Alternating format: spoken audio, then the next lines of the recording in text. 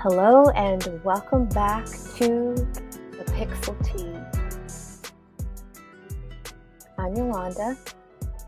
Today is Wednesday, March 8th. And the title of today's stream is A Cosmic Collage of Creation.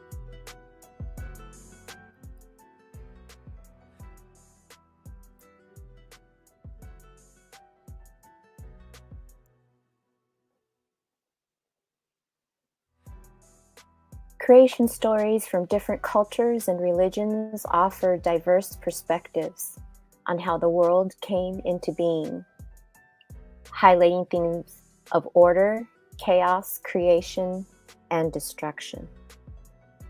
Myths and legends often contain symbolic elements that can be interpreted metaphorically to convey deeper truths about human existence and the nature of reality.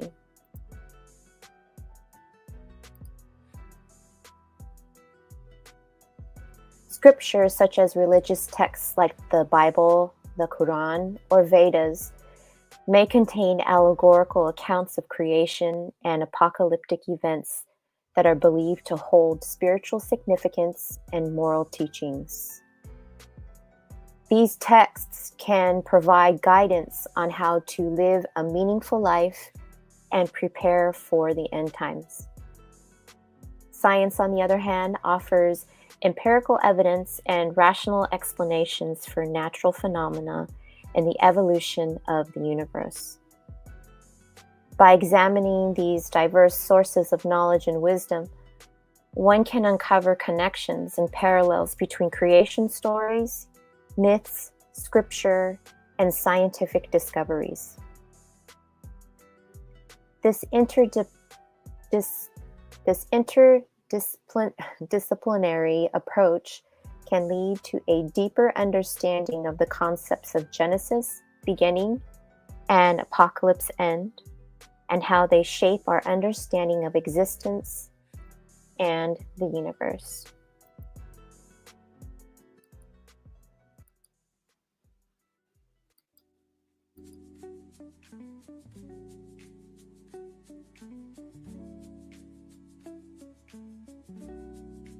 I want to read you a little poem that I had created for an AI generation song for my channel. And I've played it a couple times, but I'm going to read it for you again. We chase the fleeting shadows of progress and of gain, while the roots of our existence withered in the rain. The stories of our forebears, like the whispers on the breeze, fade into the background as we bow to our unease. Yet in the electric pulse, a spark of hope remains, a chance to reconnect, to break free from the chains, to seek the truth within us, to remember who we are, and navigate the cosmos guided by our own star. So let us rise from ashes, from the depths of our despair, embrace the electric universe and the wisdom that we share. For in the dance of energy and the light that we create lies the power to remember, to rewrite our own fate.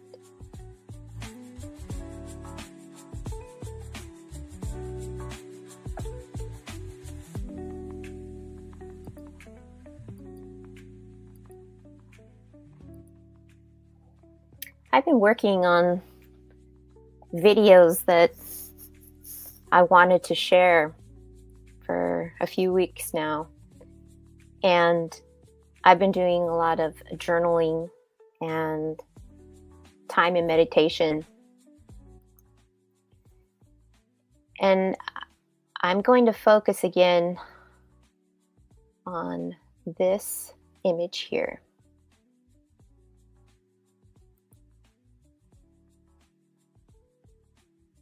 So you will see the connections that I'm going to make today with all of these videos on this creation code, this symbol, or how it's become a symbol in religions and creation stories in our language, in music. And I'd also like to share the AI image generator pictures with you guys. Isn't that neat? I completely forgot to say hello to my wonderful guests here. The heck am I doing? Good to see you, Naga. Thank you for stopping by. Salutes. Salutes to the Alchemos 83 and Miss Bex, RBKH. So good to see you guys. Thanks for always coming by and stopping in and supporting me. And I put this here in the live chat. I'm glad that you all have stopped by. Please feel free to engage in the chat, ask questions, and give feedback. And Wrenches, please feel free to share links for info, channels, and content with one another. This is a lot of fun to be able to share my thoughts with everybody.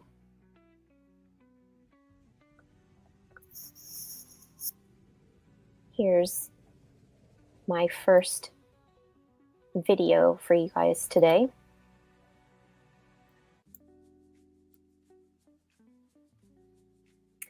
This is from a movie called My Dinner with Andre, and this is from 1981. And I know for those who like to engage on one another's channels and support one another's information, that we've all heard this clip, and it's a good one.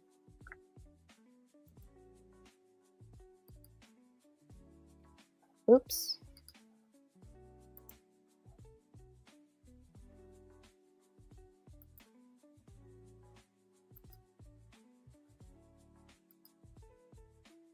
There we go.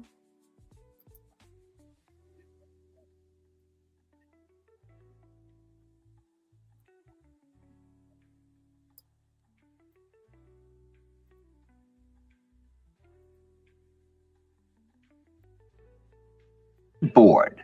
We're all bored now.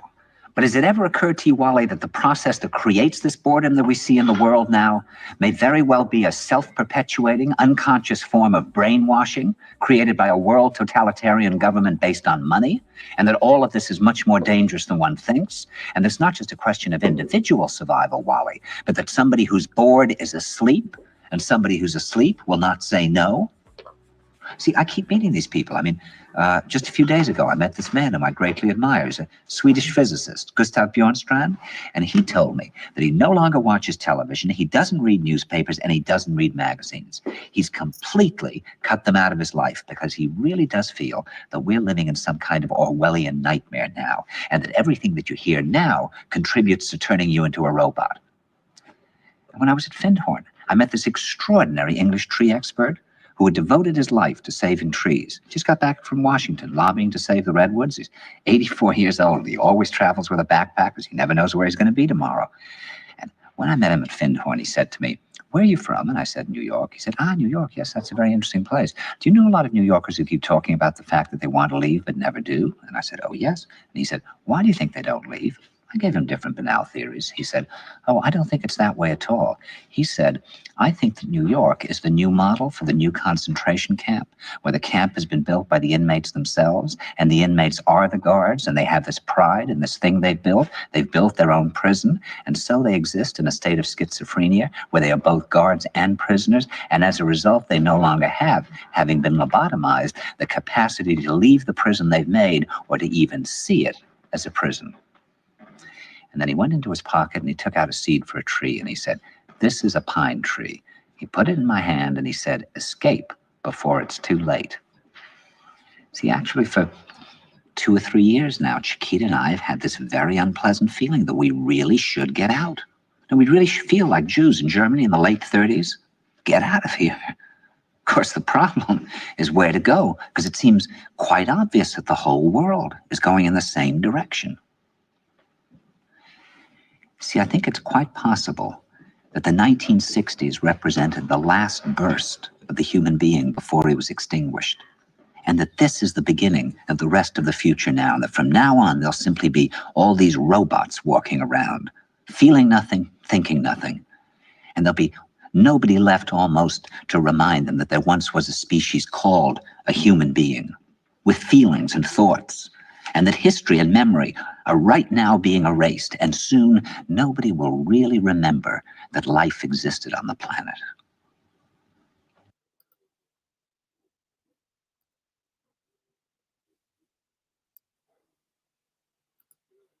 I thought that was just an interesting little clip that I would share with everybody. It seems to me that every generation goes through this same type of psychosis of looking within and understanding that things around you aren't always what they seem, right? Okay, so let's change things up here a little bit. Feel like having more of a jazz sound today. We're going to take our time like we always do over here at the Pixel Tea. You guys are just sharing my thought processes, and I would love to hear your input on other directions to go into. I'd like to read from you first from the second chapter here of the Cosmic Dance. For those of you who are interested, the Cosmic Dance by Stephen Ellock. It's a very good book. It's got beautiful art, photos as well, but images of old paintings. Okay. It says here, the skin is like the sky, the flesh like the earth, bones like the mountains, and veins like rivers, blood in the body like the water of the sea, a belly like the ocean, hair like plants, and breath drawn in and out as the wind. Before I continue, let me see who else has stopped by. Oh, welcome, Michael A.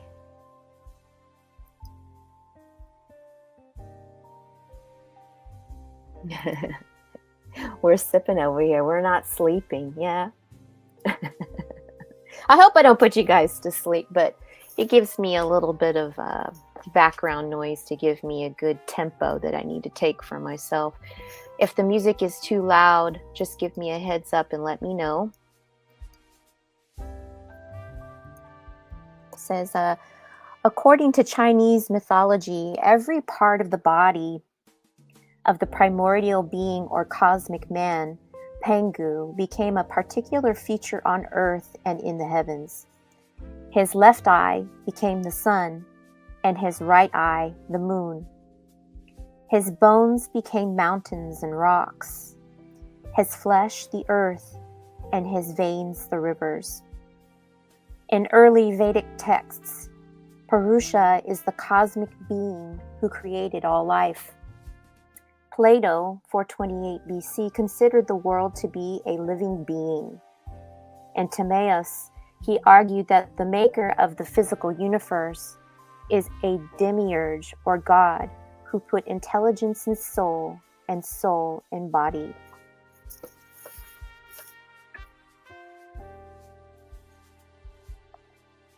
To make a living and intelligent, ordered whole out of a state of chaos.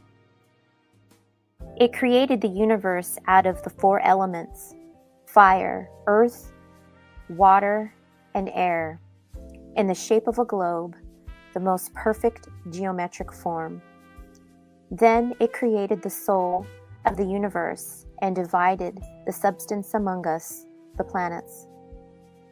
Finally, it connected the body and soul of the universe by placing the soul at its center and causing it to travel outwards in every direction until every part was suffused with it. Timaeus goes on to explain that the structure of the human body corresponds exactly to that of the entire universe, that it is a microcosmos, or little world, of macros cosmos, or great world.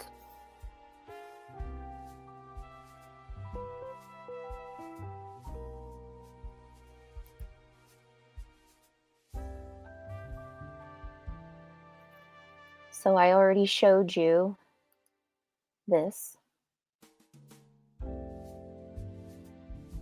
This is a petroglyph of an event that we've talked about many times here. This is the squatter man. This is the same signature here over a mountain. This is in Hebrew.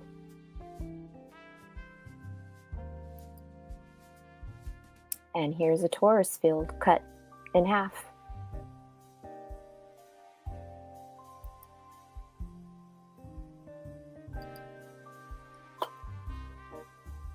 The father of Western medicine, Hippocrates, 460 through 370 BCE, regarded health and illness as a natural phenomena, observing the same natural laws as the rest of the universe.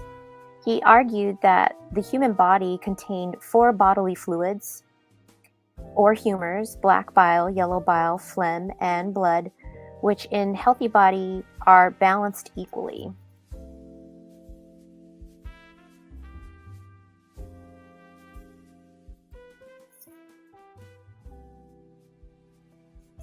An excess or lack of one or more of these humors might provoke an extreme emotion or mood, and it might also make the body more susceptible to a particular kind of disease. If a person became sick, the humors had become unbalanced, perhaps because of environmental factors or a change in diet. The cure was to restore them to perfect balance. Influential Greek physician Galen developed the theory further, linking the 4 humors to personality type. Where one humor dominated, the temperament of the individual would reflect the qualities of that humor. An excess of black bile, for example, would result in a melancholic temperament. In Hindu and Buddhist tradition, a strong connection between the physical body and the mental plane, known as the subtle body, is thought to be the key to good health. The subtle body consists of nadi, or energy channels, connected by circular nodes called chakra, the most important of which are arranged in a line down the spinal column. Through meditation, each chakra can be energized and the psychic energy between them kept flowing, ensuring that mind and body are kept in perfect balance. So I'd like to show you this one more time. On the bottom right corner of this image, you can see different colors like a rainbow. That's what they mean by chakras. So from macro to micro and the creation, Fibonacci golden ratio sequence, this is the Genesis machine. And thank you to FPV Angel for bringing me an awareness to the concept of the Genesis machine, because then I finally had a name for it. And this is what creates our 3D experience around us. Let's see here.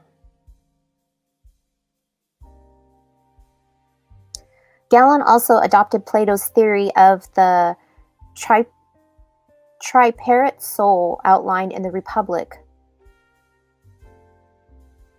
Logoskon, or reason, located in the head; thumioids, or spirit, located in the chest; and epithelium tachon, or desire, located in the stomach. Plato went on to relate each part of the soul and body to different sections of society. In Plato's body politic, the ruling class is identified with reason, the warrior class with spirit, and the ordinary citizen with desire. For society and the individual to work harmoniously, the lower sections must fulfill their key function and obey the higher sections, and the highest sections must rule for the benefit of all. Thomas Hobbes developed the concept in Leviathan in 1651, arguing that all citizens must subject themselves to the absolute authority of a sovereign or government which must rule in the best interests of all citizens. Mathematician and astrologer Claudius Ptolemy attributed one of the 4 elements to each of the 12 signs of the zodiac. Roman astrologer Marcus Manilius, 1st century, codified the system further in his epic poem Astronomica. In ancient astrology, each sign was said to be governed by 3 planets, and parts of the body were linked to astrological signs, working from the head, Aries, down to the feet, Pisces. The distribution of the signs was shown in a diagram known as Zodiac Man. Much later in the 14th century, a surgical diagram known as Wound Man became popular. It illustrated the injuries that might be inflicted on an individual through war, disease, or accident, and offered a possible cure for each in accompanying texts.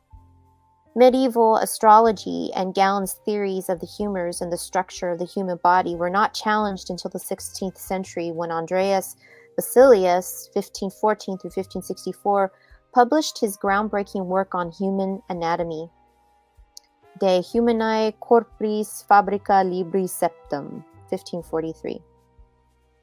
Based on dissection of the human body, it presents the body as an integrated structure framed by its skeletal system and filled with organs. The book contains detailed anatomical plates of the body with flaps to lift to examine the diagram of the organ or muscle beneath the section of the skin. Vesalius commented that the human body in many respects corresponds admirably to the universe. For that reason, was called the little universe by the ancients.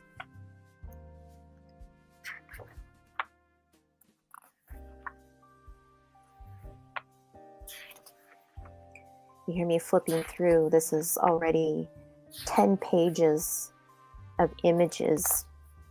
But I had so many images that I downloaded that I thought I had to really pick and choose which ones to share with you guys.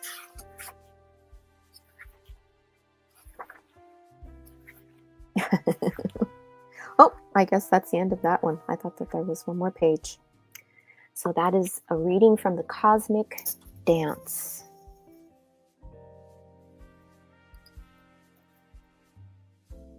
Let's see here.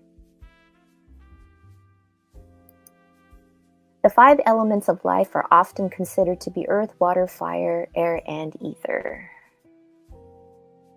From Live and Learn.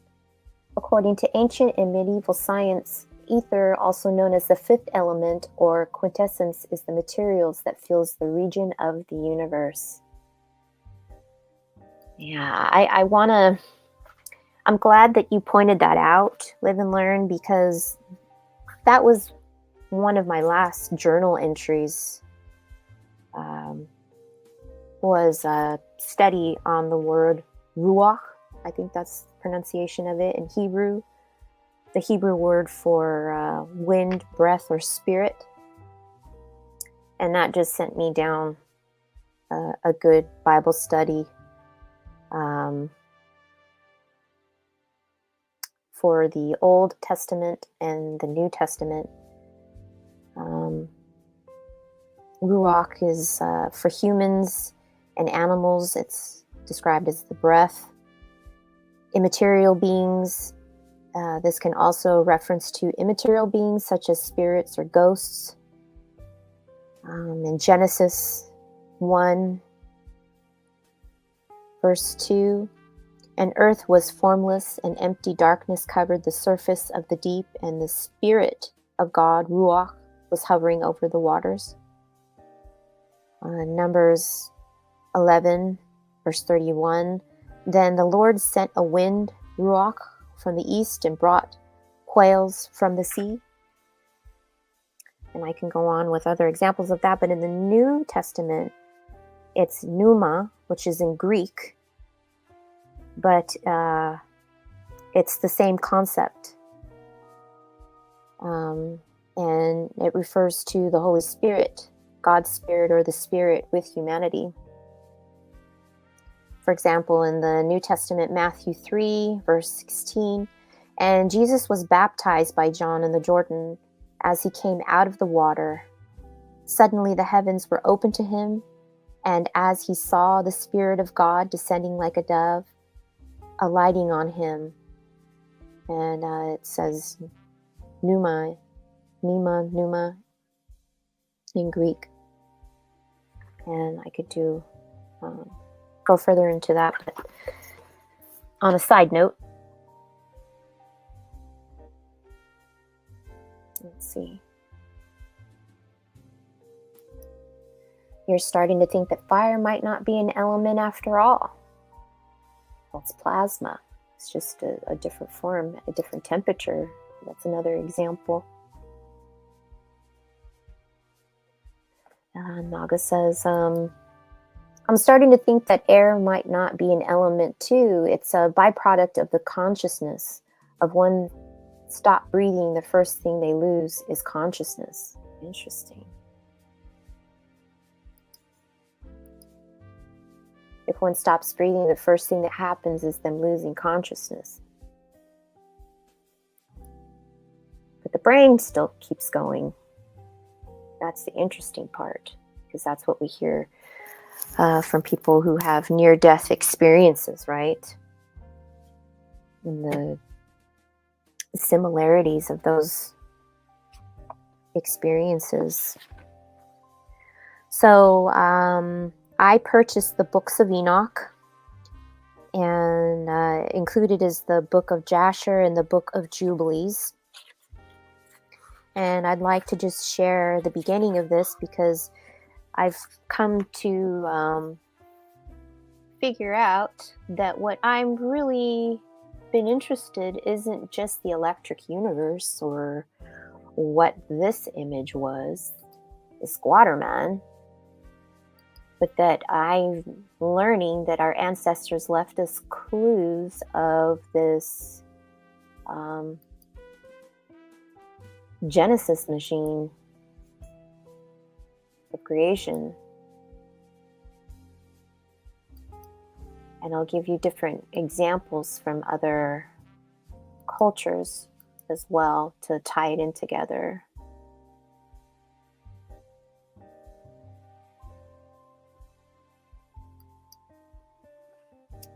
Okay, says, as the Book of Enoch is, in some respects, the most notable extant apocalyptic work outside the canonical scriptures, it will not be inappropriate to offer a few remarks here on the apocalyptic literature generally. So that's what we've really been looking into, some of us here on, and without realizing it. In writing about the books which belongs to this literature, Professor Burkett says very pointedly that there are the most characteristic survival of what I will venture to call, with all its narrowness and its incoherence, the heroic age of Jewish history. The age when the nation attempted to realize in action the part of the peculiar people of God. It ended in catastrophe, but the nation left two successors, the Christian church and the rabbinical schools, each of which carried on some of the old national aims. And of the two, it was the Christian church that was most faithful to the ideas enshrined in the apocalypses, and it did not consider itself, not without some reason, the fulfillment of those ideas. What is wanted, therefore, in studying the apocalypses is, above all, sympathy with the ideas that underlie them, and especially with the belief in the New Age. And those who believe that in Christianity a new era really did dawn for us ought, I think, to have this sympathy. We study the apocalypses to learn how our spiritual ancestors hoped again that God would make all right in the end, and that we, their children, and here today studying them is an indication that their hope was not wholly unfounded. Hope is indeed the main underlying motive power which prompted the writers of the apocalypses, and this hope is the more intensive and ardent in that it shines forth from a background which is dark with despair. For the apocalyptists despaired of the world in which they lived, a world in which the godly were of no account, while the wicked seemed too often triumphant and prosperous. With evil everywhere around, the apocalyptists saw no hope for the world as it was. For such a world there was no remedy, only destruction. If the good were ever to triumph, it must be in a new world. Despairing, therefore, of the world around them, the apocalyptists centered their hope upon a world to come, where the righteous would come to their own and evil would find no place. It is this thought which underlies the opening words of the book of Enoch. The words of the blessings of Enoch, wherewith the blessed, the elect, and righteous, who will be living in the day of tribulation, when all the wicked and godless are to be removed. Nowhere in this book is the essence of this hope more beautifully expressed than in a short metrical piece in the first chapter. But with the righteous he will make peace, and will protect the elect, and mercy shall be upon them, and they shall all belong to God, and they shall all be prospered, and they shall all be blessed. And he will help them all, and light shall appear unto them, and he will make peace with them. In all the books belonging to this literature which have come down to us, this hope is expressed more or less vividly, nor is the dark background wanting, but the prophecies of coming wrath. It will therefore be realized that the apocalyptic literature is almost wholly concerned with the future.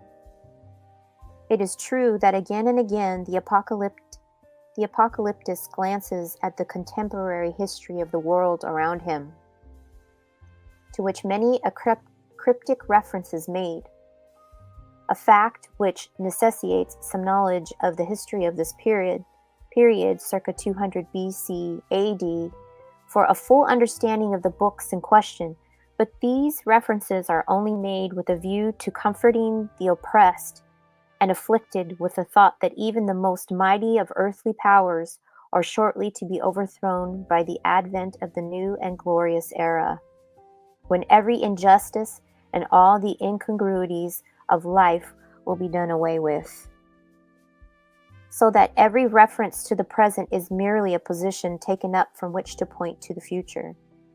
Now, since, as we have seen, the apocalyptists despair of any bettering of the present world and therefore contemplate its destruction as the preliminary of the new order of things, they look away from this world in their visions of the future. They conceive of other worldly forces coming into play in the reconstitution of things and of society generally. And since these are otherworldly forces, the supernatural plays a great part in the apocalyptic literature. This supernatural coloring will often strike the reader of the literature as fantastic and at times bizarre, but this should not be permitted to obscure the reality which often lies behind these weird shadows.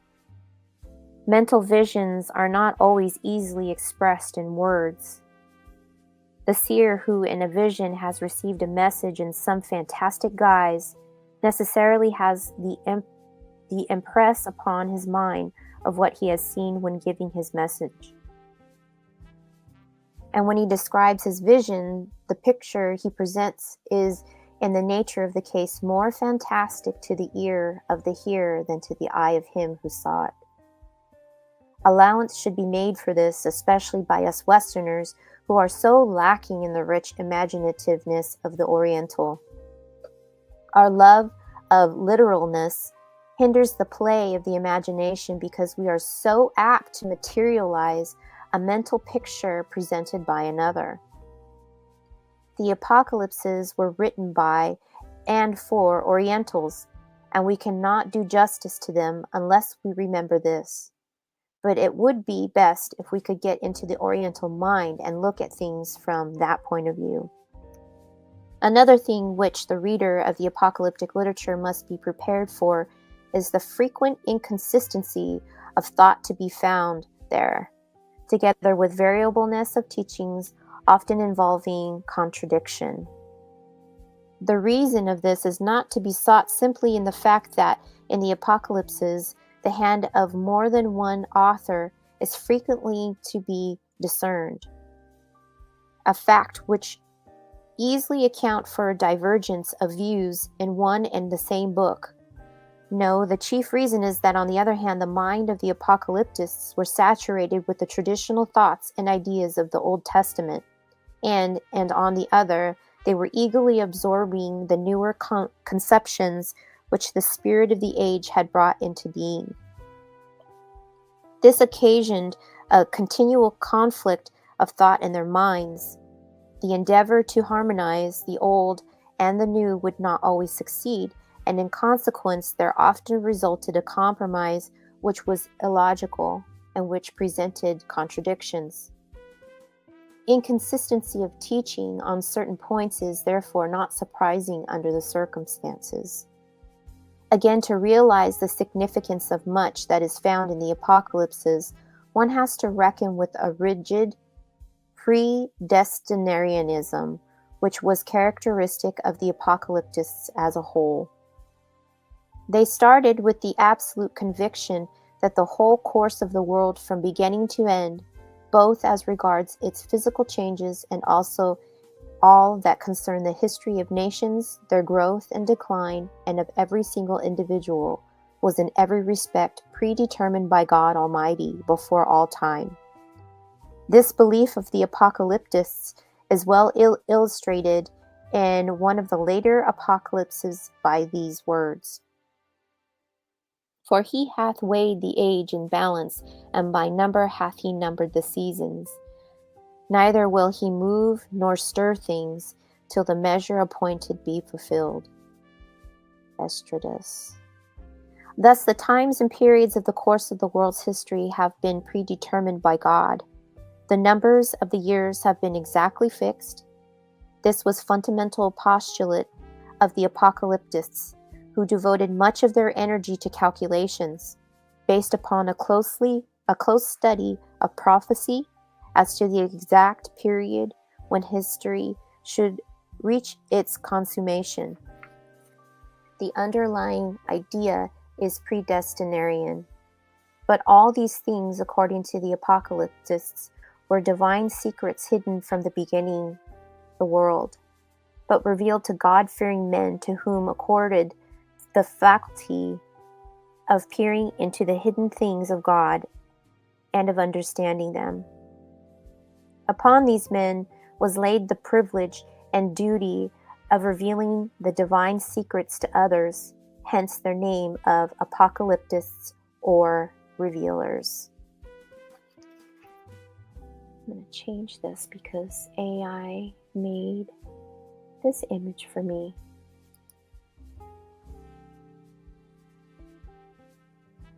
I'm going to take myself off of the screen here for just a second, but look at this image that the AI gave me. It's got individuals, light beings, carrying bags like the Anunnaki.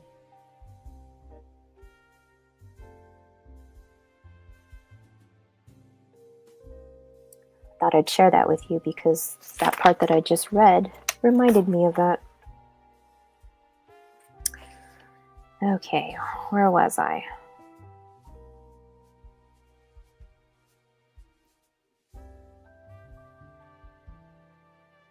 In spite of all of the mysticism, sometimes of a rather fantastic kind, and of the frequently super mundane vision with which the apocalyptic literature abounds, the apocalyptists fully realized the need of practical religion. They were upholders of the law, the loyal observance of which they regard as a necessity for all God-fearing men. In this, the apocalyptists were all in one, in principle, with Pharisaism, but their conception of what constituted loyal observance of the law differed from that of the Pharisees. For unlike these, the apocalyptists laid all stress on the spirit of its observance rather than upon the letter. Characteristic of their attitude here are the words in Enoch 1, verse 4. But ye have not been steadfast, nor done the commandments of the Lord. But ye have turned away, and have spoken proud and hard words with your impure mouths against his greatness. O ye hard-hearted, ye shall find no peace. And again, woe to them that pervert the words of uprightness and transgress the eternal law. We do not find in this literature that insistence on the literal carrying out of the minutest precepts of the law which was characteristic of Pharisaism. Veneration for the law is wholehearted. It is the real guide of life. Punishment awaits those who ignore its guidance, but the Pharisaic interpretation of the law and its requirements is alien to the spirit of the apocalyptists. As a whole, the apocalyptic literature presents an universalistic attitudes very different from the nationalistic narrowness of the Pharisees. It is true the apocalyptists are not always consistent in this, but normally they embrace the Gentiles equally with the men of their own nation and the divine scheme of salvation.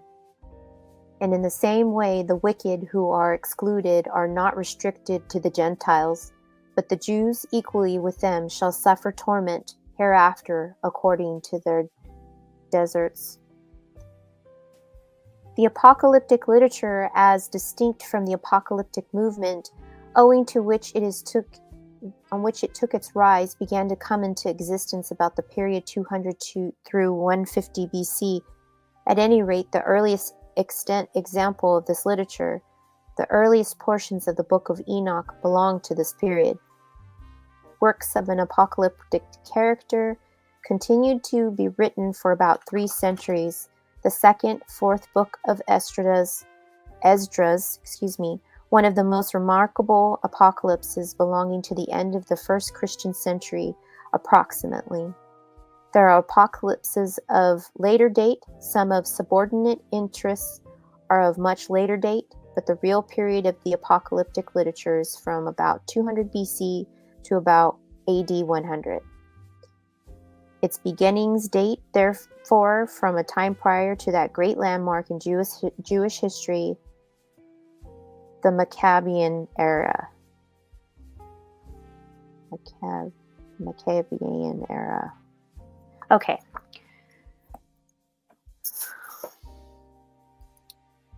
Let's see here. Hi. Welcome, Lev. Good to see you. Okay.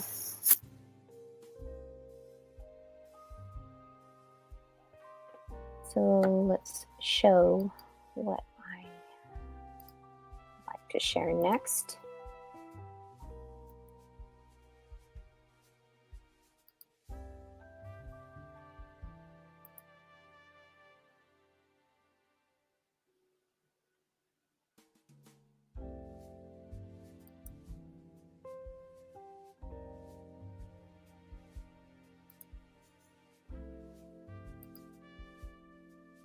Okay.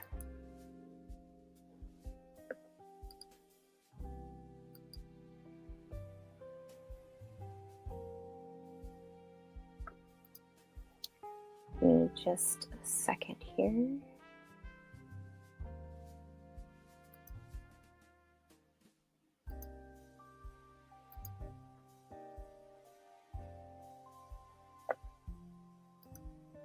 I want to get the right video. That's all I'm trying to do. Okay.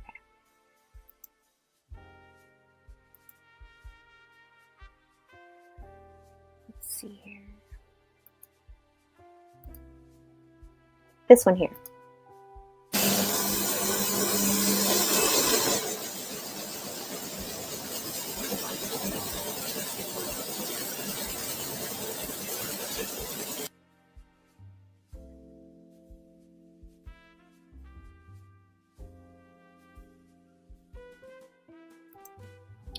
I wanted to show you that because that is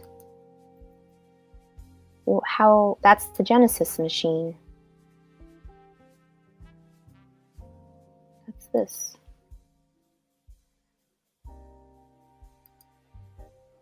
Yeah. I have little notes here so that I stay on track.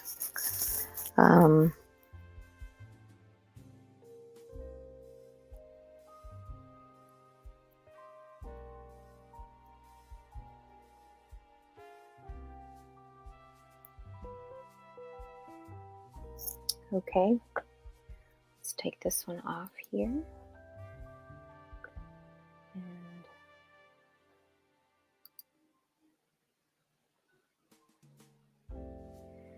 the next video is called What the Upcoming Magnetic Flip Will Do to Earth. If there's anyone here visiting me that doesn't agree with what is being said in any of these videos, please feel free to question and have other suggestions. But I'm just sharing my thought process out loud with you all and what I am interested in, what I enjoy to watch.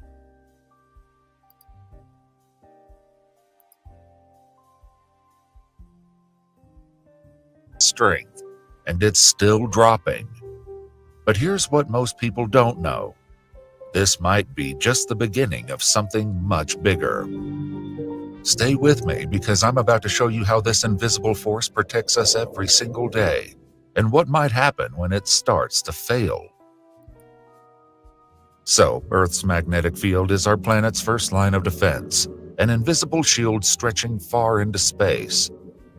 Without it, Earth would look a lot more like Mars, a barren world stripped of its atmosphere by the solar wind. But what exactly is this shield, and how does it work?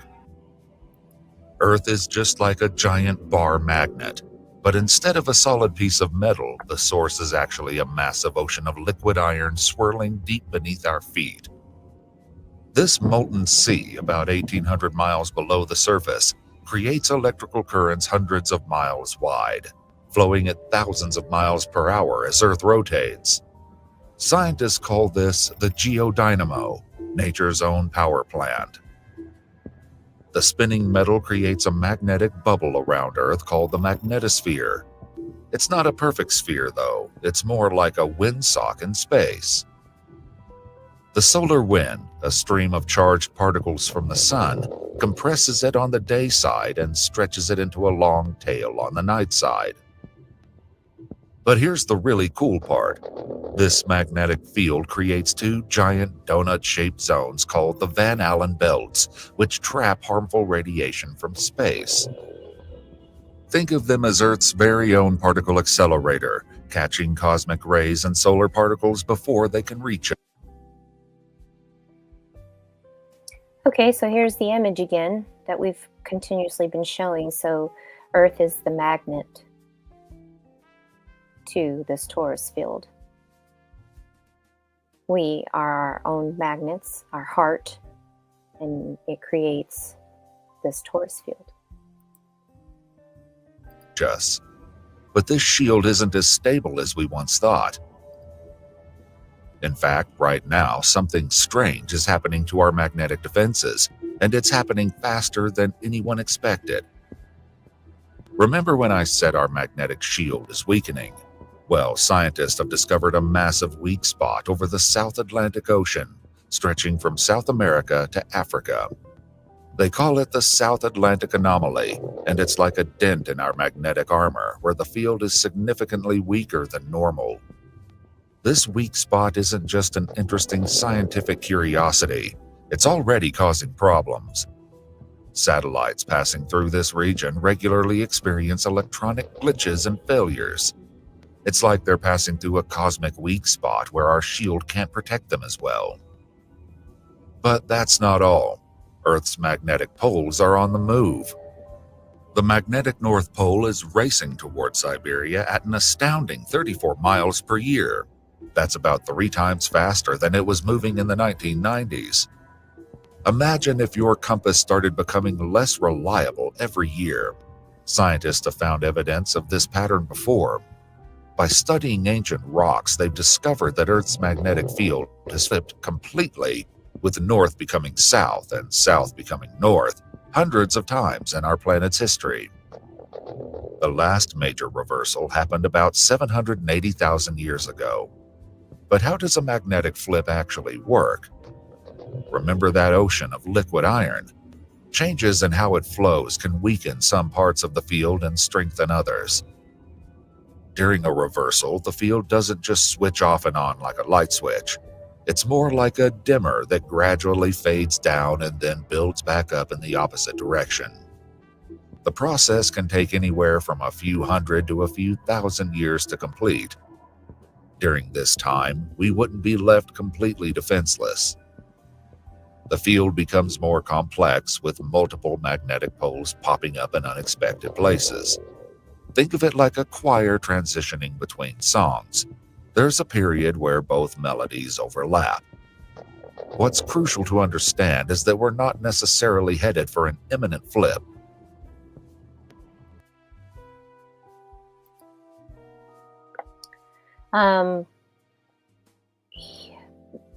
This video just mentioned about sound, and earlier I showed you that little Tesla machine and the sounds that it makes as it's working.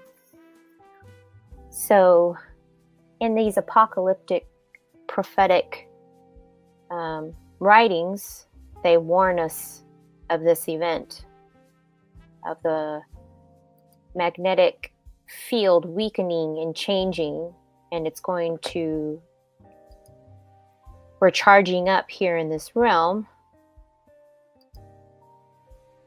like over this mountain here, it's charging up and releasing this energy, this torus field here. In the cosmos, it does the same thing.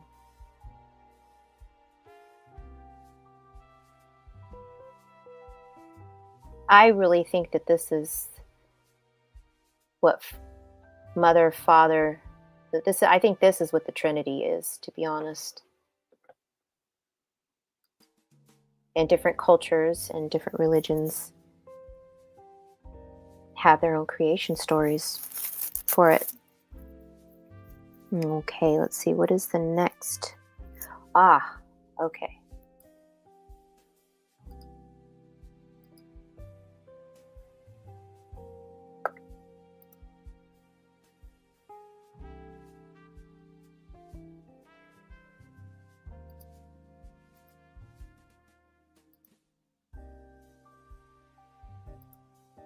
So what I've been posting, New York Post, I know is bogus, but I just thought that it was interesting that they say Hawaii is sinking 40 times faster than previously predicted. Homes and businesses could soon be wiped out. Isn't that interesting? We know that these are volcanoes here. Is it sinking or are the waters rising?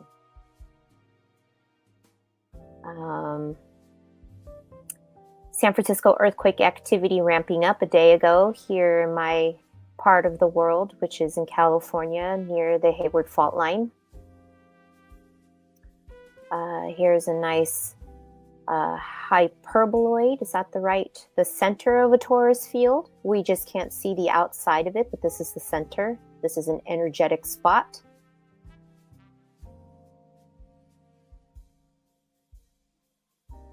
And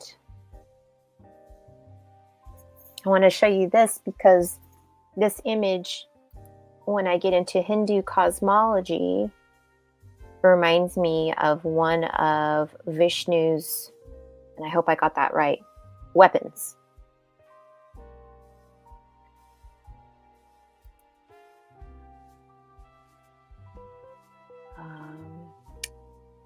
J-Dreamers, shout out to J-Dreamers show. The apocalypse recorded in stone across the world. He's going to give, that was a really good stream, by the way. I highly suggest it.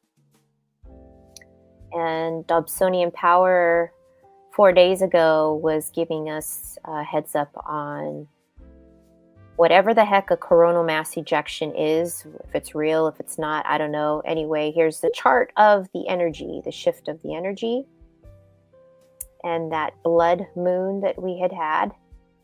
And I'm showing you these because eventually I'm going to share Mr. MBB 333's information as well to show you these signs that we are seeing.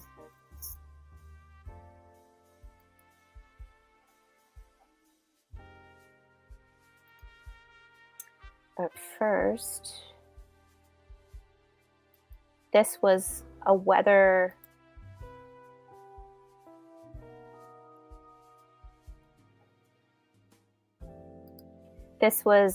from Daily Events Worldwide. This is my segment of this stream that's just going to show you all the examples of what this realm is doing. I've said it many times in the past on my other streams. We are rocking and rolling, folks.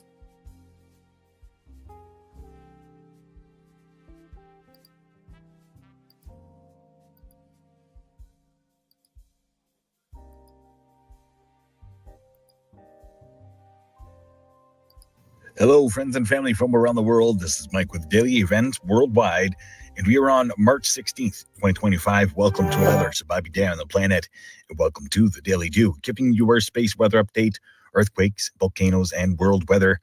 Always starting out here looking at our sun for the past 2 days, as we did have those large plasma loops erecting from the surface, and the equatorial region turning into view, as well multiple sunspot regions.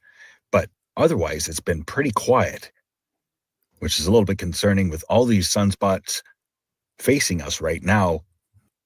We haven't seen many strong solar flares. We've reached the peak of solar cycle 25 in the maximum right now.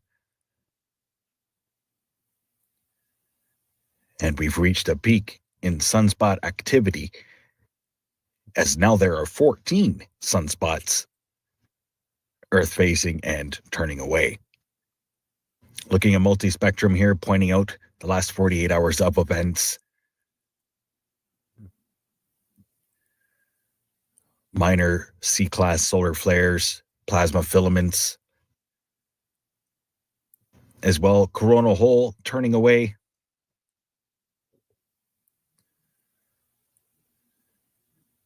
And a new equatorial hole, coronal hole, developing, cresting into view in the last few images there. Amazing images here brought to you by Solar Dynamics Observatory, mixed with Daily Events Worldwide. If you're enjoying these images and information shared, please don't forget to give a thumbs up. Having a look here at the sunspot regions in motion, quickly forming Earth-facing sunspots, and as well, big sunspot grouping turning into view. As right now, we're looking at 14 sunspots on our sun. These are regions that I'm going to be keeping an eye on over the next 24 hours. Current space weather conditions, there are none to speak of. Solar winds are coming in at 418 kilometers per second. Solar X-ray flux is still in the C range. Otherwise, minor M-class solar flare reported yesterday. Proton flux is low. Geomagnetic activity, KP2, today.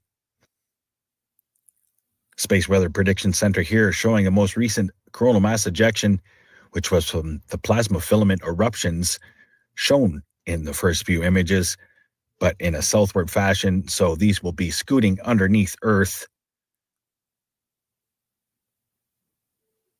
over the next few days. It looks like impacting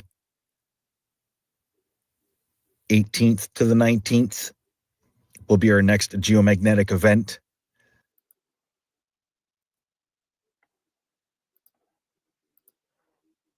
Okay, so in my description for today, I mentioned that I'm also going to show scientific evidence, right? So these, bear with me. This is just the data part of, this is the data, the science that I'm sharing with you. Okay, who is the next one? Ah, okay.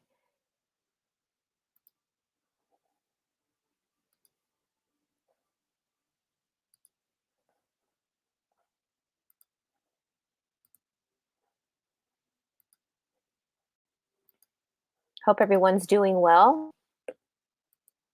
Right now, we have FPV APM research, the Sun Halo system. I've shared this with you a couple of times, but uh, in the Book of Enoch, it speaks about in the end times, the construction, the Creator's construct will reveal itself. And when I was in FPV's chat, I had asked him, so the chemtrails, are they just, he says that they're just trying to cover up what the construct is.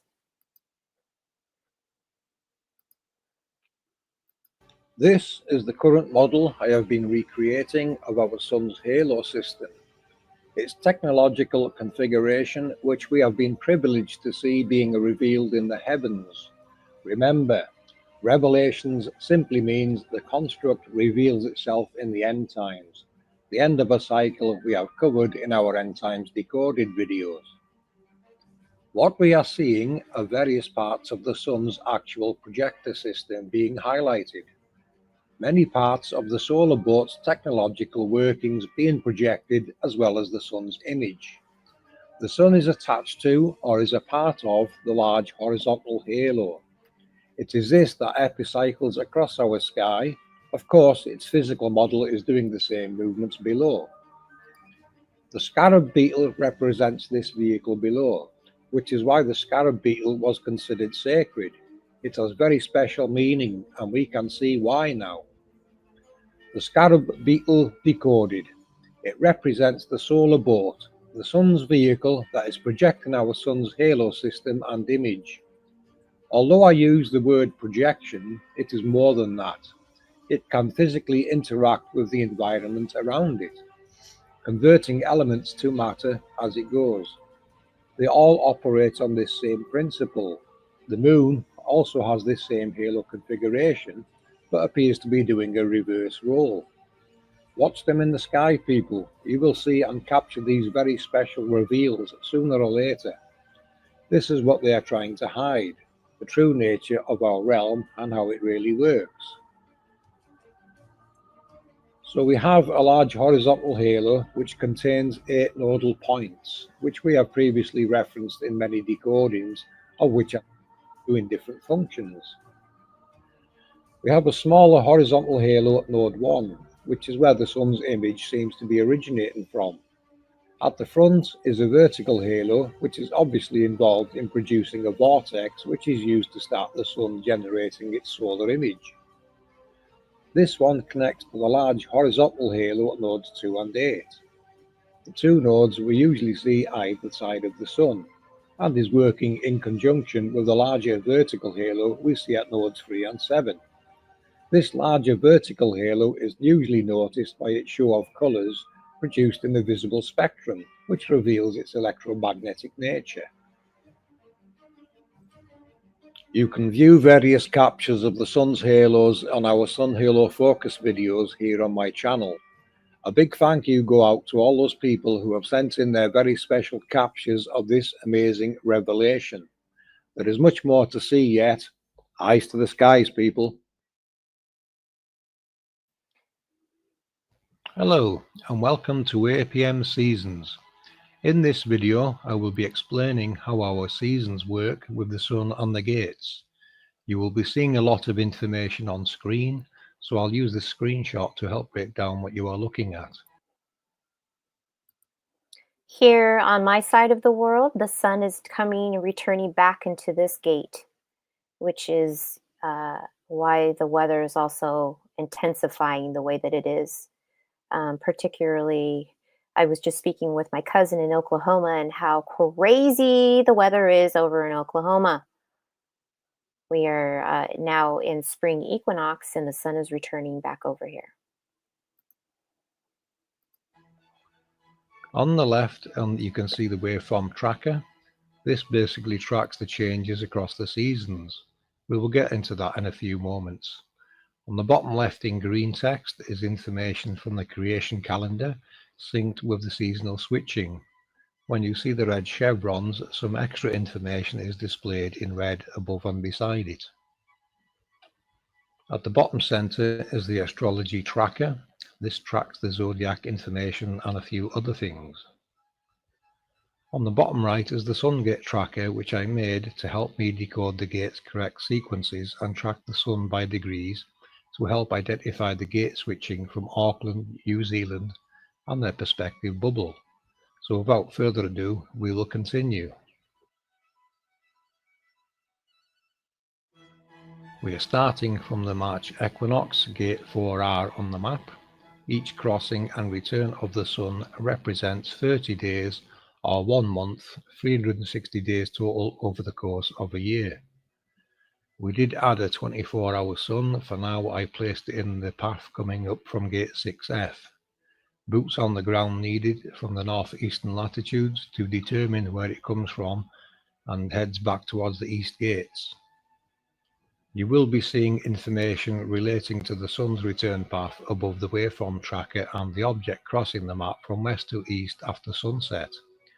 We believe these are our luminaries returning back to the east, as we have decoded previously.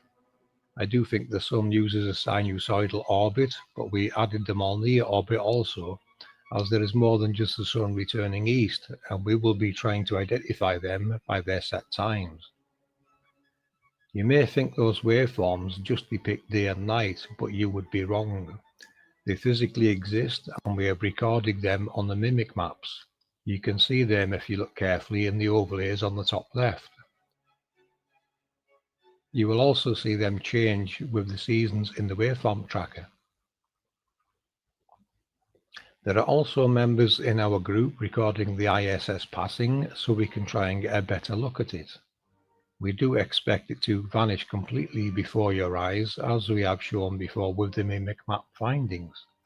There is more than one signal moving around the map, and when they overlap, they seem to occlude the light and it reappears elsewhere. This may also be what is creating our lunar eclipse, as the waveforms overlap.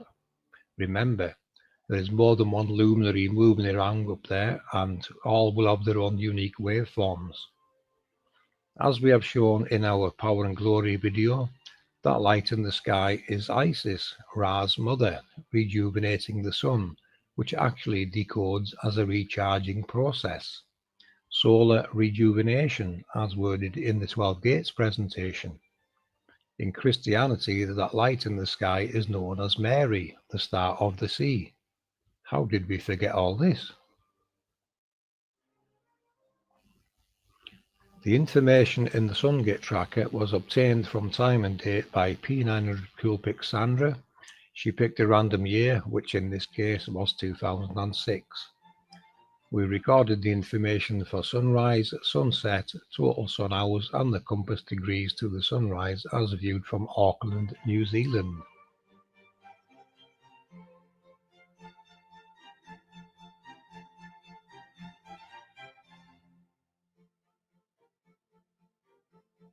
We chose the 25th of each month to make sure the gates had switched, and this helped show me where they would be seeing the sunrise from and helped pinpoint the direction to match which gate was in use. I called the rear gates long days and the forward gates short days. As in their groups of 4, this is how it works, lengthening and shortening the days as the sun cycles around the 12 gates. The 25th of March is also the first day of the new year in the Persian and Indian calendars, as an aside. Do notice also how accurate the compass is in catching the gate switches with the sun gate tracker. We do think the sun travels above and below the tropics of Cancer and Capricorn, and this is going to require boots on the ground if anyone at those latitudes can help identify if the sun is travelling north or south of those tropics. For full exploration, obviously we would recommend going east, as the eastern gates are closer, it is much warmer, and you should be thinking of where our luminaries are actually coming from, as this cannot be hidden.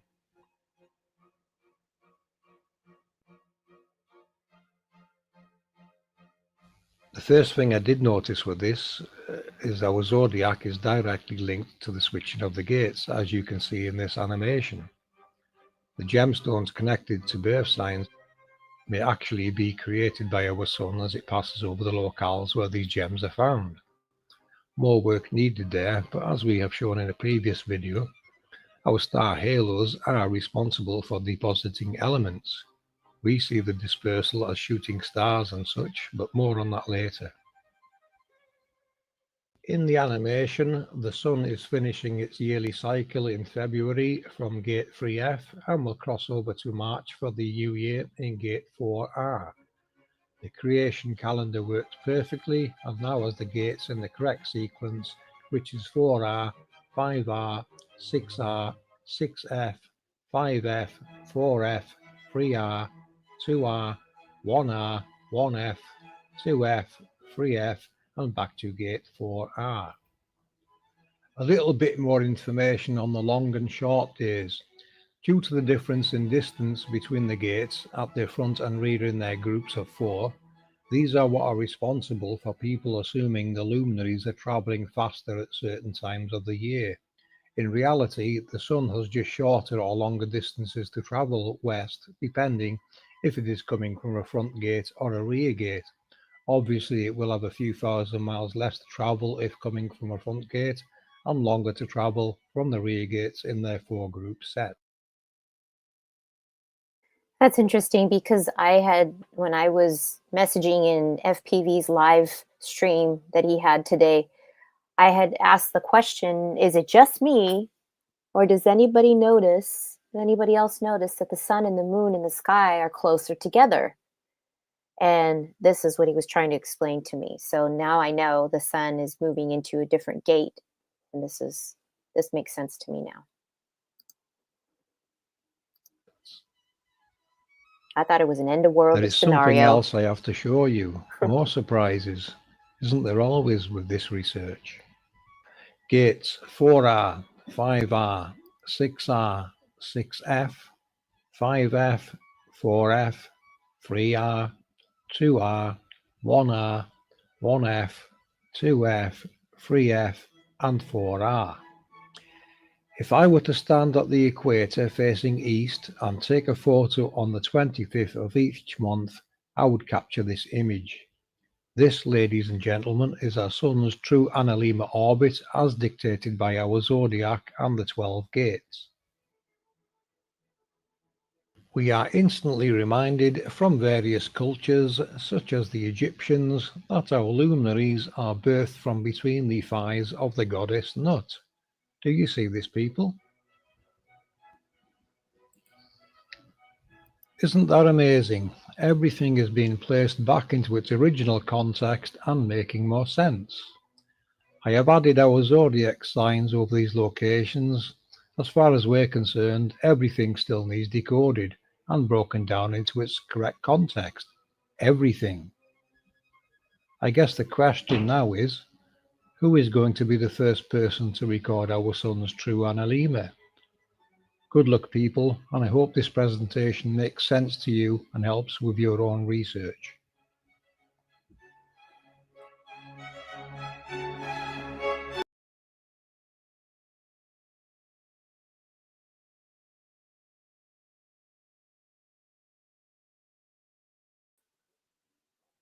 Isn't that great information for those of you who are sky watchers and for those of you who plant fruits and vegetables and other types of plants? It's important to pay attention to this type of information.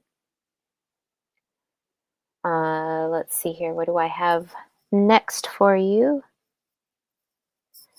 I do know that in the book of Enoch, what does it say?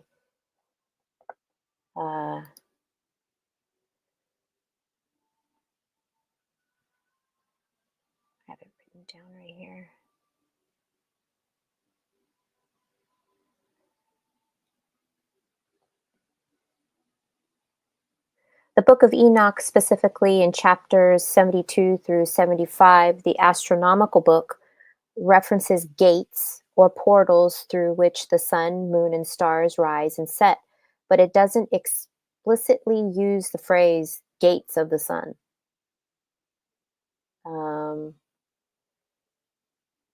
It talks about how FPV just showed you the gates or portals in the heavens through which the celestial bodies, including the sun, moon, and the stars, move. The text mentions 6 large gates in the east from which the sun rises and 6 corresponding gates in the west where it sets. In Enoch 72, this chapter describes the 6 gates from which the sun rises and the 6 in which it sets. So that's everything that FPV just showed us. And then what was the other one that I had?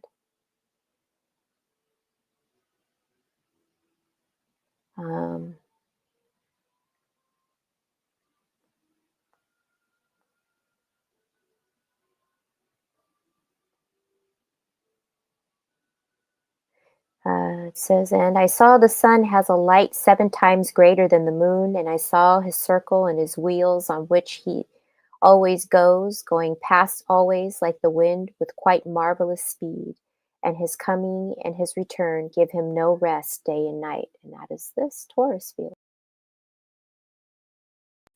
The Genesis machine.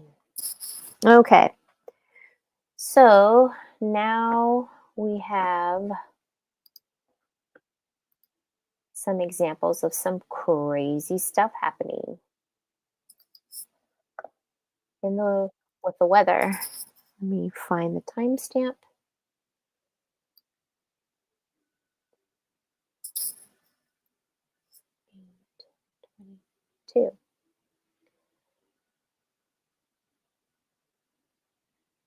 And the title of this is, Why Are People Seeing 2 Moons in the Night Sky?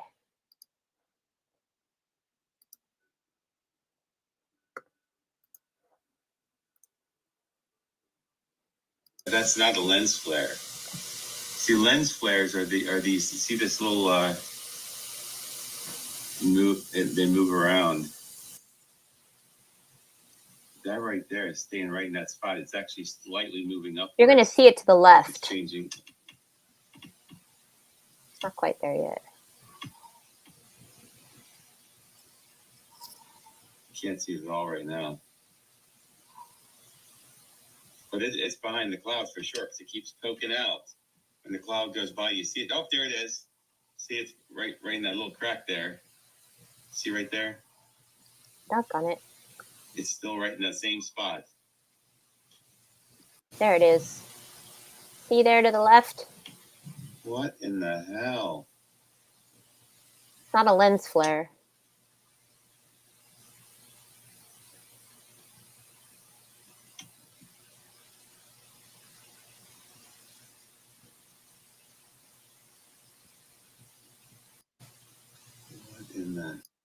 In this video, obviously in the video from Arizona, it appeared to be a little bit bigger, but there could have been some sort of vapor cloud around the object, but there was clearly something in the sky that we had never seen before. We've all seen clouds, we've seen crescent moons, half moons. So I didn't quite show it correctly so that you knew those were 2 different events, 2 different times. The last one was from last year that Mr. MBB 333, which let me put this up here before I forget, showed last year, and this is a recent one from this year. And let's check what the next one is here. Time. Duck on it. I do that every single time. Well over 12 years. Okay, this starts at... Is that right? I don't know if that's right. Here we go. Out of Virginia, then you're going to see one by me from right out here in Arizona. I was watching a video of someone's lights blinking in their house. It made me think. I recently got a Tesla coil. Let's see what it looks like when it's turned on.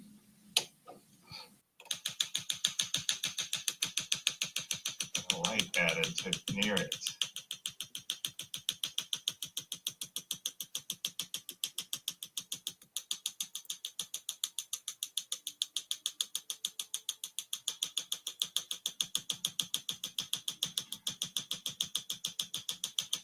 What's going on all over the place. And it very well could be, Neil. Thank you for the video. And if you noticed, he also had an EMP meter sitting there next to the Tesla coil. And I tried this myself right here at home yesterday on March 1st. That's my Tesla coil. So I'm like, you know what? Let me give it a try. I tried it on 2 different bulbs. There's bulb number 1. Intermittent electricity, right? Intermittent flashing. That's the first bulb. Here's the second bulb I tried. Got the same result.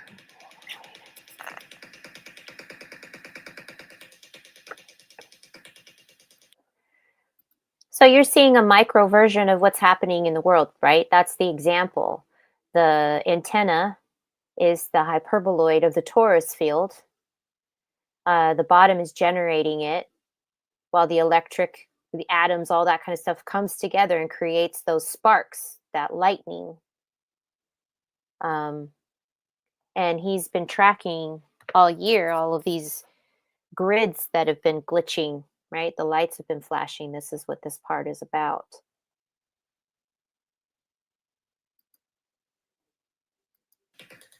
Bulbs started flashing, just like the hundreds that we've seen from all over the world. But what if there was an explanation to what's going on here?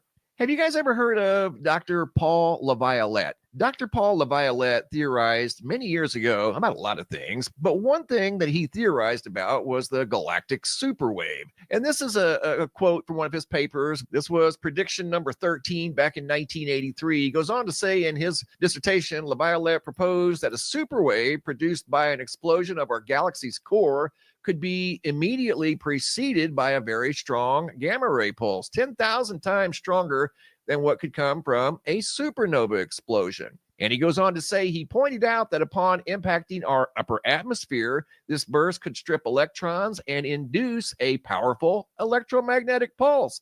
It could knock out satellites, interrupt radio and TV and telephone communication, and produce electrical surges on the power lines. And it seems like we're experiencing these types of side effects of a possible EMP right now. I've had this paper for a long time, well over 12 years, and it's from the Starburst Foundation. Dr. Paul LaViolette, he talks about a lot of things regarding our solar system, the sun, the galactic superwave theory, and Earth may be encountering some of the superwave energy right now as I do this video, because this phenomena is continuing to sweep the Earth. Something that big would definitely sweep the entire Earth, and one of the side effects would be electronics malfunctioning. Okay, now let's see what the next example was. Thank goodness for Mr. MBB333 keeping us up to date. Let's see here, beginning. Please, okay.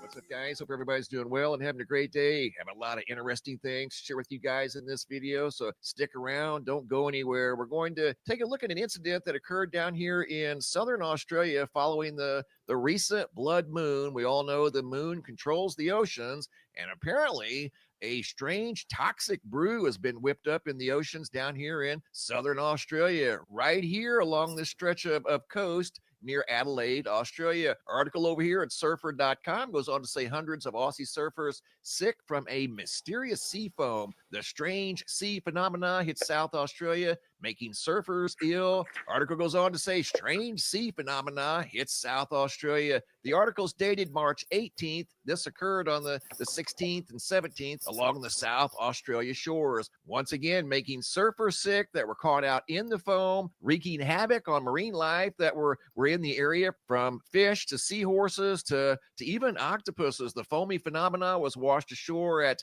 Parsons Beach near Adelaide and has resulted in hundreds of surfers becoming ill. The article goes on to say that there was a strange discoloration along the beach. A red stain was noticed following the arrival of this mysterious foam. I also received in that same time frame a photo of a reddish gold halo around the moon from Lee out of Sydney, Australia. This appeared in the sky as the strange sea foam was swirling around off the coast of Adelaide following the blood moon. And we all know that the moon controls the motion of the ocean. So what is going on down in southern Australia? A rare toxic brew shows up in the ocean following the blood moon. We've been following airplane incidents for the last couple of months, and unfortunately there have been two more here in the last 36 hours. The first article is from the SwedenHerald.com. Article goes on to say a small propeller plane en route to Denmark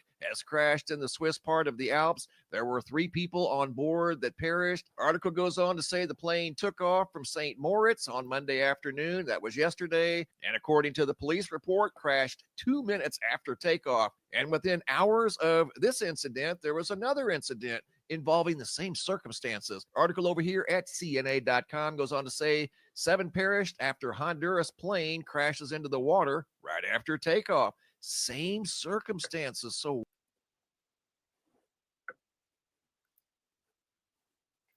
that all happened within a 24-hour period. So there's something going on up there in that magnetosphere. I pop that in the comment section from time to time.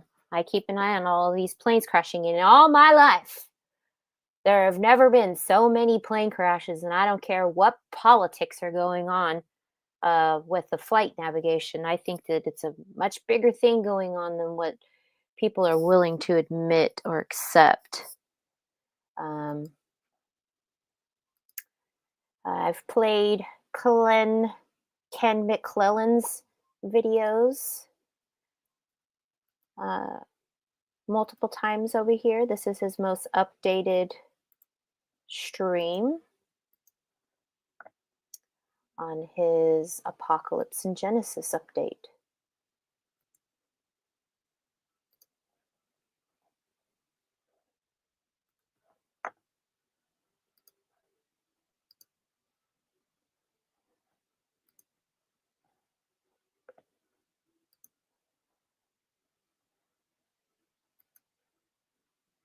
Welcome back to Apocalypse and Genesis.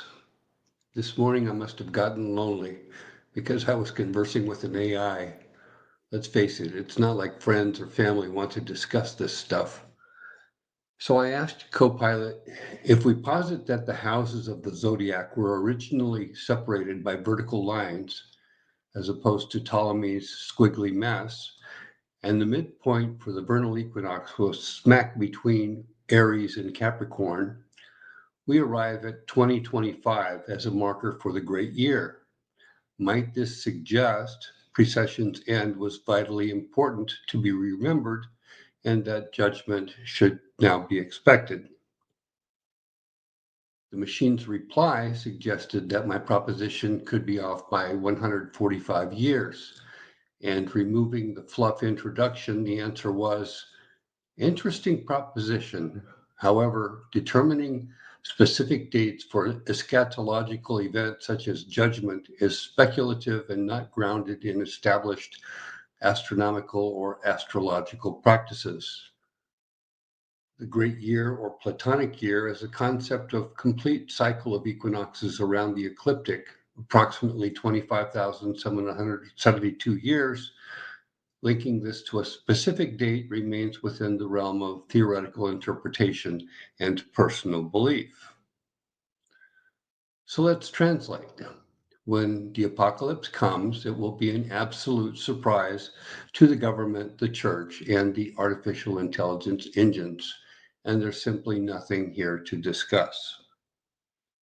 Except the way the ancients had it, the zodiac very much mattered, as did the arrival of the Nibiru star system in 2015, as will the near approach of Planet X, aka the Destroyer, aka Typhon, aka Baal, aka Lamb of God, aka Ahriman, descending upon the vernal equinox like an angel of death. Before their arrival, there were known signs in the heavens to treat seriously, until some rabbi decided that was his job and a sin for you or me, with the immediate result that everyone forgot. Psalms 74:9. The Shavuot stones suggest our judgment involves two gods recognizing their own. Both regard some of us as leaven for the future of mankind, and both see a great many of us as sacrifice whose wealth is now to be gathered up for the enterprise of the kingdom. Stand by for legal thievery. So there you have it. Science can neither confirm nor deny that your ancestors thought 2025 might be the year of judgment.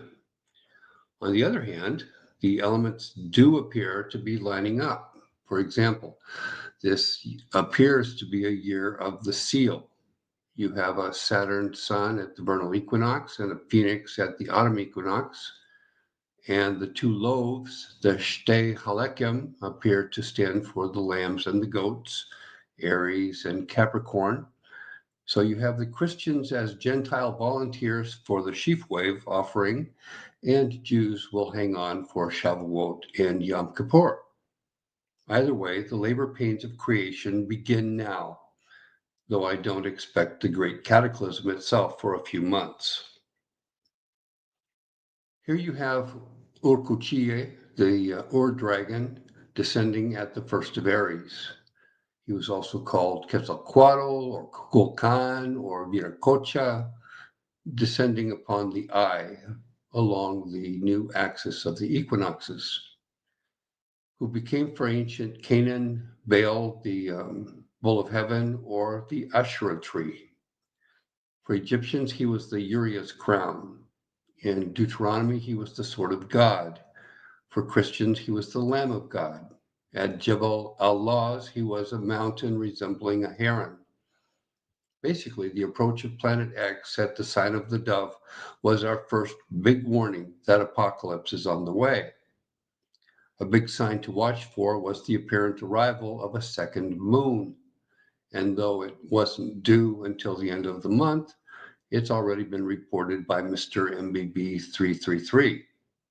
It was not a lens artifact. Our second moon was popping in and out of clouds. Next time we see it, the phoenix called Nibiru Marduk should be rising beneath it as a little red star, resulting in a nearby angry sun the Greeks called Medusa or Phaeton and Celts called the Scorcher. The more you read the ancient scriptures, the less time it seems we have to wait. Apocalypse is literally just around the corner. We've heard prophecies, for example, from Chris Bledsoe, that it won't be until next year around Easter. But he talks about a pole shift already having taken place. And as divine as his source might be, our ancestors suggested it requires at least 9 months for the universe to deliver the new heaven and the new earth. I highly recommend you listen to one of his podcast interviews or pick up his book, The UFO of God, and try to realize he's not telling you anything new. The crystal skull to the left with the tree of life on his or her head is thousands of years old. It was dug up at Tula, Mexico, near an old pyramid. The stone next to it relates to a time of the little gods teaching the demigods their wisdom. And though the Hermes became the vessel teaching the demigods their craft, a wisdom they eventually passed along, diluted and corrupted, to the society of men. There was an interesting conversation that happened between astrophysicist Adam Frank and NASA scientist Gavin Schmidt a few years back, resulting in the Silurian hypothesis. The first suggested we could spot life on other planets by looking at sudden rises in planet temperatures, otherwise unexplained by physics. And the guy at the Goddard Institute for Space Studies said we could probably apply the same method to this planet and understand we were not the first kids on the block. Advanced civilizations have obviously been here. Just look around at the monolithic architecture that we cannot duplicate. So centuries after our carved stones, cave paintings, and clay sculptures said that Homo sapiens sapiens was somebody else's lab experiment, NASA and academia seem prepared to consider the possibility. The clay figures to the left are Ubaidi from pre-Diluvian Iraq, and the crystal and geopolymer works on the right are probably older. They're from Mesoamerica. And if you look in the Dresden Codex, you can also find amphibious gods telling earth rulers what to do. I think we can safely say that Homo sapiens was not the first bipedal sapient to walk this planet, not by a long shot. Here's another example of a Toltec skull, and you can see the idea of the phoenix as a young eagle who replaces the old eagle, and it's their version of the Etana myth. And it's much older than the Hurrians or Byzantines had it, who also honored the phoenix. On the skull, you can see different gods ruling different realms. And again, there's that tree of life you similarly find in Sumerian imagery. I can't tell you which temperature spikes Frank and Schmidt thought might imply an earlier hominid species or civilization, but I sketched in some guesses. Basically, Earth goes from cataclysms every few thousand years in the short term and ice ages every 100,000 years or so. A slow uptick of about 10 degrees Celsius is followed by a sudden drop of about the same magnitude. Given what we know of the remote past, there is no reason to believe the near future is benign. In fact, there's a sketch in the Dresden Codex suggesting the next time the corn goddess gives up on us will be the Great Conjunction in Virgo at Halloween of 2040. Get your parka and mucklucks before then. Here is an indication that our ET predecessors feel some ongoing responsibility for the mess they left down here. Intending to visit after cataclysm, they were said to be healers and teachers long before we were crucifying such people, which strikes me as at odd variance with speeches of presidents like Reagan at the UN or any movie ever about the arrival of aliens. I mean, you have to wonder, how is it that in a 6,000-year run of civilization, we still don't have war, famine, or disease under control? If that is what, the humane civilization bequeathed to us by our benevolent masters, were they ever good? And if they were, how did their rebellion screw up everything for us? According to the Sumerians and Akkadians, Mami was a genetic scientist with 7 birth goddesses at her disposal to cobble together a colony of workers down here so the gods could retire to the good life. And they were tired of mining and farming, so they asked Enki and Ninmah to invent slaves. And it seems humanity was always destined to be something of a mess. Ninmah said, man's body can be either good or bad, and whether I make a fate good or bad depends upon my will. To which Enki's reply was, I will counterbalance whatever fate, good or bad, you happen to decide. So he attempted always to feed and to provide meaningful work for all Mami created. And every single human she invented seemed to suffer at least one major defect. Welcome to Eden. I believe the Sasanian gem is about the sign of apocalypse, beginning at the end of this month when Moon joins the Yod at the first of Aries. The Queen of Heaven, Lady Pisces, wearing a serpent at her brow, rides in on Ganesha, the bull elephant, or Aries dragon. And you probably can't see it, but as the angel of death or Holy Spirit, she's also pregnant with the coming creation. At this point, it's impossible to say which object will appear to crash and burn, as in Isaiah 14. My money is on planet X, something big enough to change our pole position as it flies by. It remains to be seen what the ancients saw as Lucifer, the fallen one. Lots of stones show a bright comet, and so far we just haven't seen one of significant magnitude. Perhaps if we had a quick reversal, literally the sky would appear to fall and we'd see some big object shaking out. But if we assume the comet is already here, has been identified, and near the first of Aries, then we're left with 2024 J2, headed from Pegasus to Virgo between now and the end of August. The reason I included Canum Ray is because he was the guardian of the setting sun, and that's what's going on with the sun at the end of this month. After a precession, this sun dies, and the great rise of the successor will be later this year. The whole point of your religion is the arrival of a new sun. In another video, we discussed the Pentacle of Pentacles, the sacredness of 5. For example, 5 Venus cycles equals almost exactly 40 years. 5 Ahau makes a precession. 5 precessions makes an ice age, one of which is due in a few years, despite everything China and the UN have done to crowd up the skies. If you go back and look at the history of civilization, you find it sprouting up like magic around the world right after the big floods of 3100 BC. Mesopotamia, India, China, Egypt, Old Europe, Mesoamerica, and Peru, all with similar tales of creation, flood, fearsome gods, and sacrificial religious observances. At some point in the near future, it will be obvious to any thinking individual on the planet what was going on with the old religious systems. The object was to remember the crucible of civilization, our worst recurring nightmare of thousands of years. The absolute only good thing to come out of the coming days is another Messiah, and God knows we don't treat those people very well for possessing the secret. The Phoenix bronzes of San Xingdui have an awesome message. One is that the worst of it, the reason the world turns over, wears a lion's face. So you could get concerned about when the king planet arrives, the king star, in late July 2027, if that's really the way you see the world. Chris Bledsoe says the lady told him, when the red star Regulus aligns just before dawn in the gaze of the Sphinx, a new knowledge shall come into the world. He says some official told him that would be around Easter 2026. In actuality, it's supposed to happen around August 22nd or 23rd of 2025. So his Easter 2026 proposal represents a bit of a pole shift. The other bird carries a more ominous message.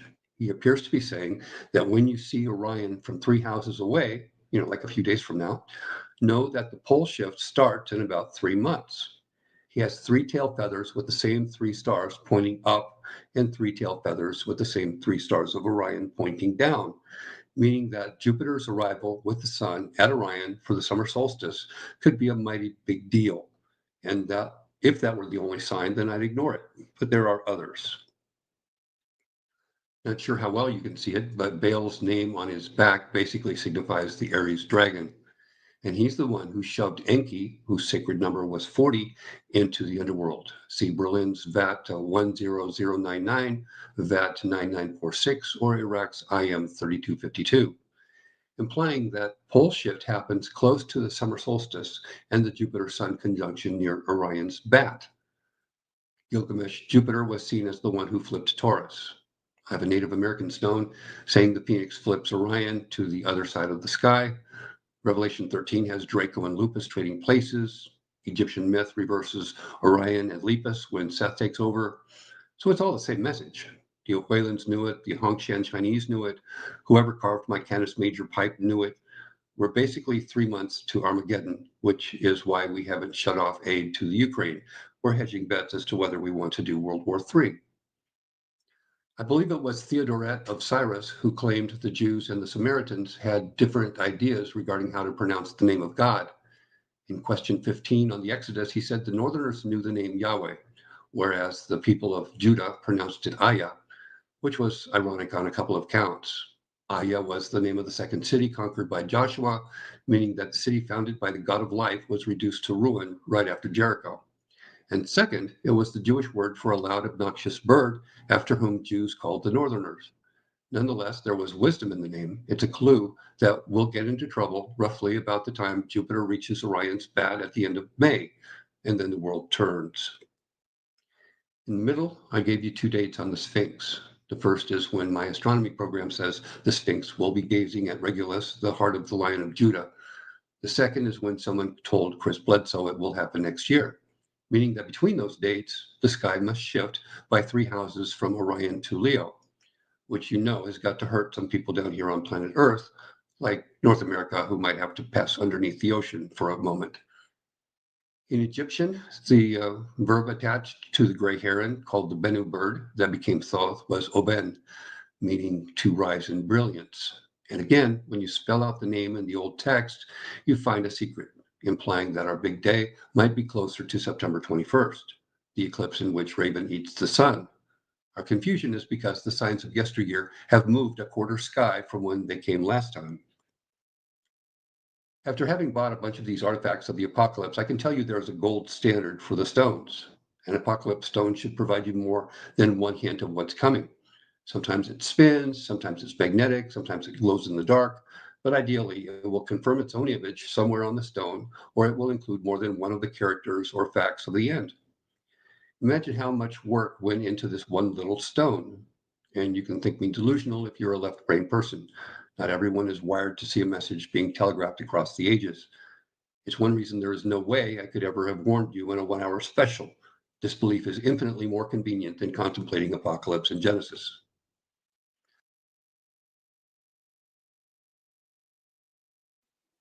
So there's a few more minutes of that stream, and I will share the rest of it in the chat for those of you who want to see the ending to it. But I see I've already almost been on here for 2 hours, but his videos are always filled with a lot of information.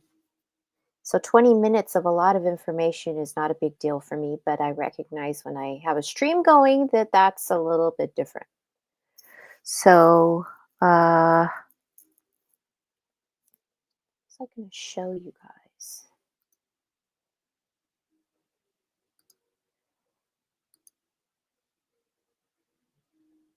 Let's see here. Did I have something over here that I forgot?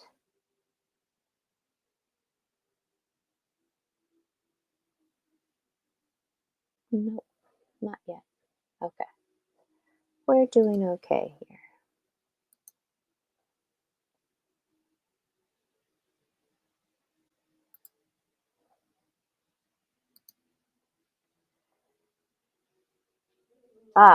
This is a fun channel.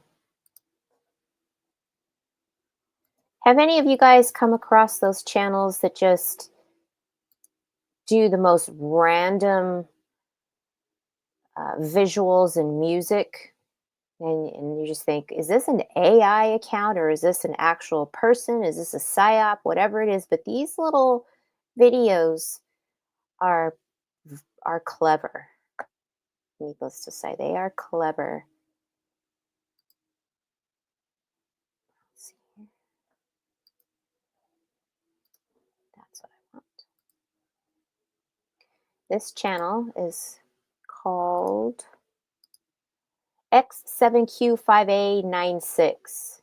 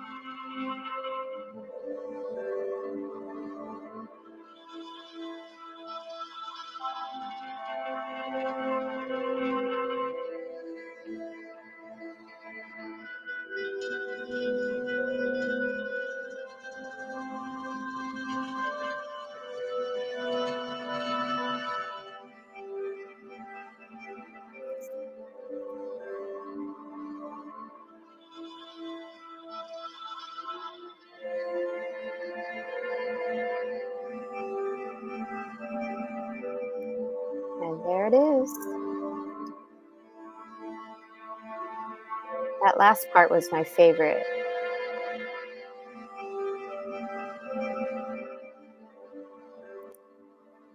There's the holographic matrix. Those are the elements that create life.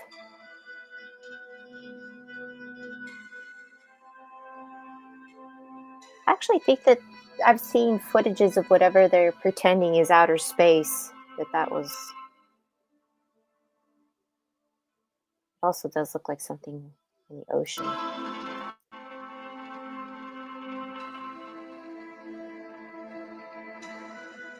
Oh no, I think that one was something from in whatever outer space is.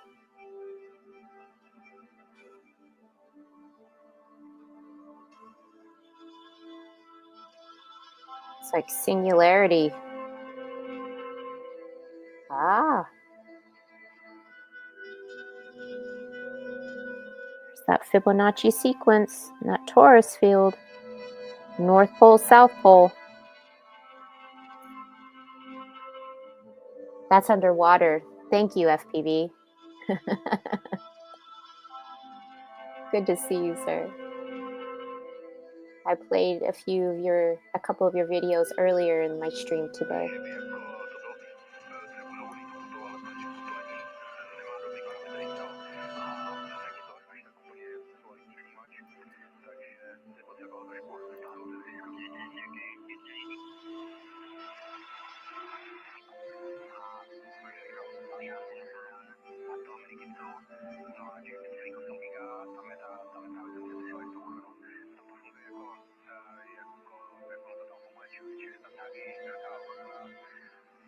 Sun and the moon.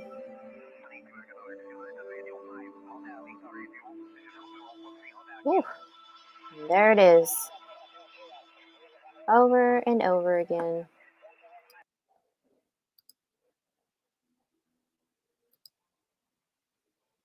Just a nice little visual of tying together what we've already been speaking about off and on here on today's stream.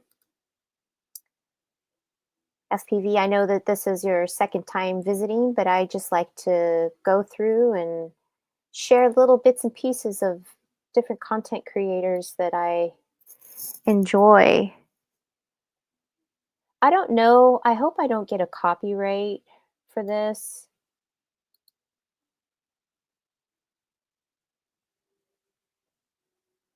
But this is a part of Interstellar that I think is very interesting.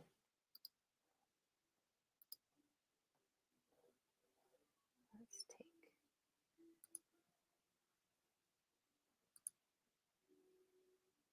hold on a moment here.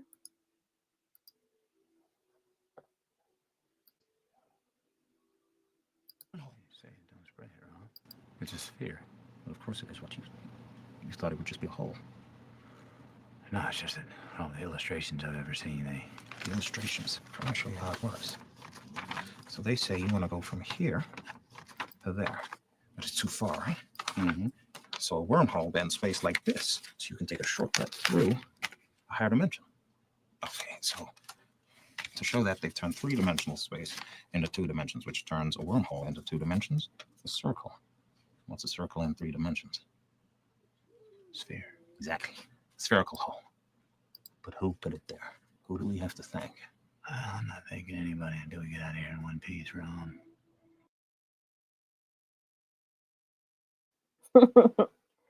So they leave us little blurps here and there of information.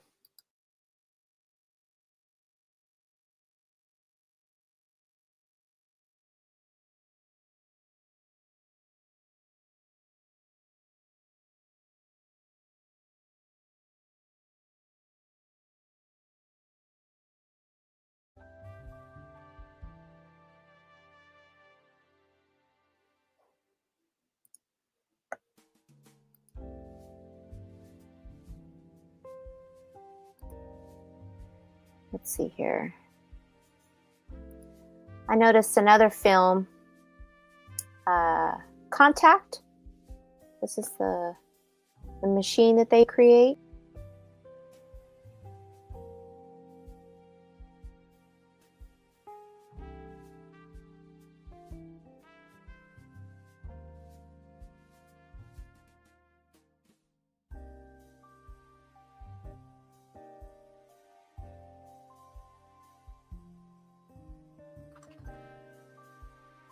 All right, so that's a scene from Interstellar, or not, excuse me, from Contact. And the reason why I'm bringing up Contact is because there's been all this talk about aliens and all that nonsense, and then some code that's coming in from outer space. But when we talk about cymatics and all these different spheres of energy that are around us, I really don't know what the hell it is. But my point is that these movies are coming into the timeline, which I think is a little weird. But when I was trying to look for visuals of hyperboloids, I found this clever little example.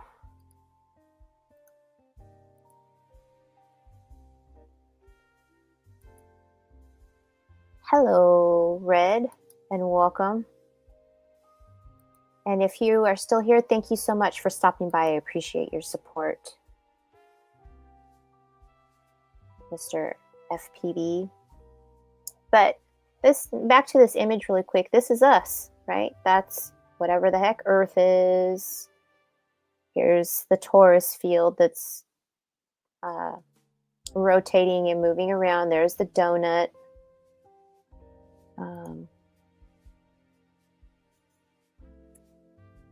And eventually, I'm going to get to the Hindu cosmology. But do you see? That's just a torus field. And cymatics in this storyline. I know that he has different weapons that he's known for using. But look how he's twirling those cosmos up there. Isn't that interesting?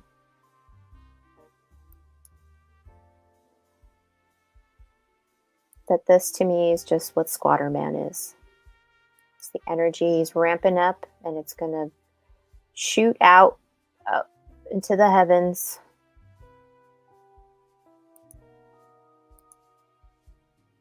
See, there's the sphere cut in half.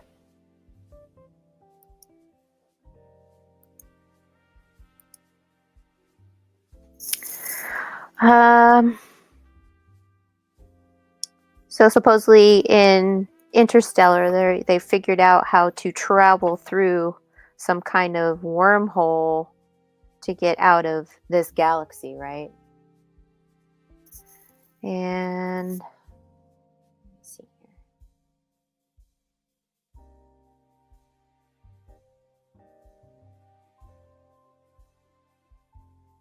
So you can tell I'm losing a little bit of steam here. I don't know how regular streamers do this all the time. Put a lot of time and effort and energy into it.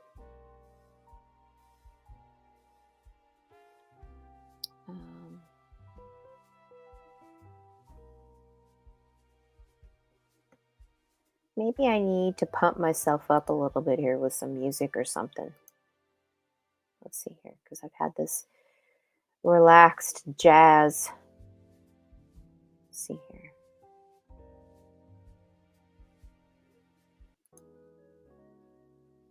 No, not that one.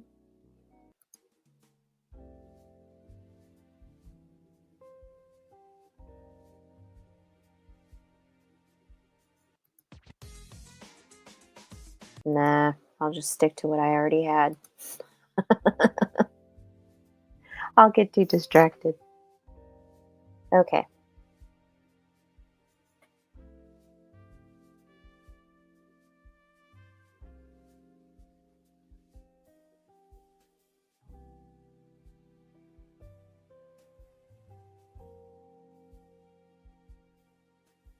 You know what? I have so many other videos here that I want to play, and I've already been at this for almost 2 hours, so I'm just going to play this last one instead and pick up where I left off next time and talk about the Hindu cosmology and all of that, because I would really like to touch on that for their creation story, because that's what I've been doing, is looking into creation stories. But Static in the Attic is another channel. Talk on it.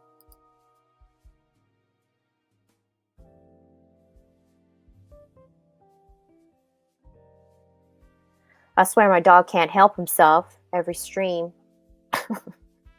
Let's just do some random stupid bark.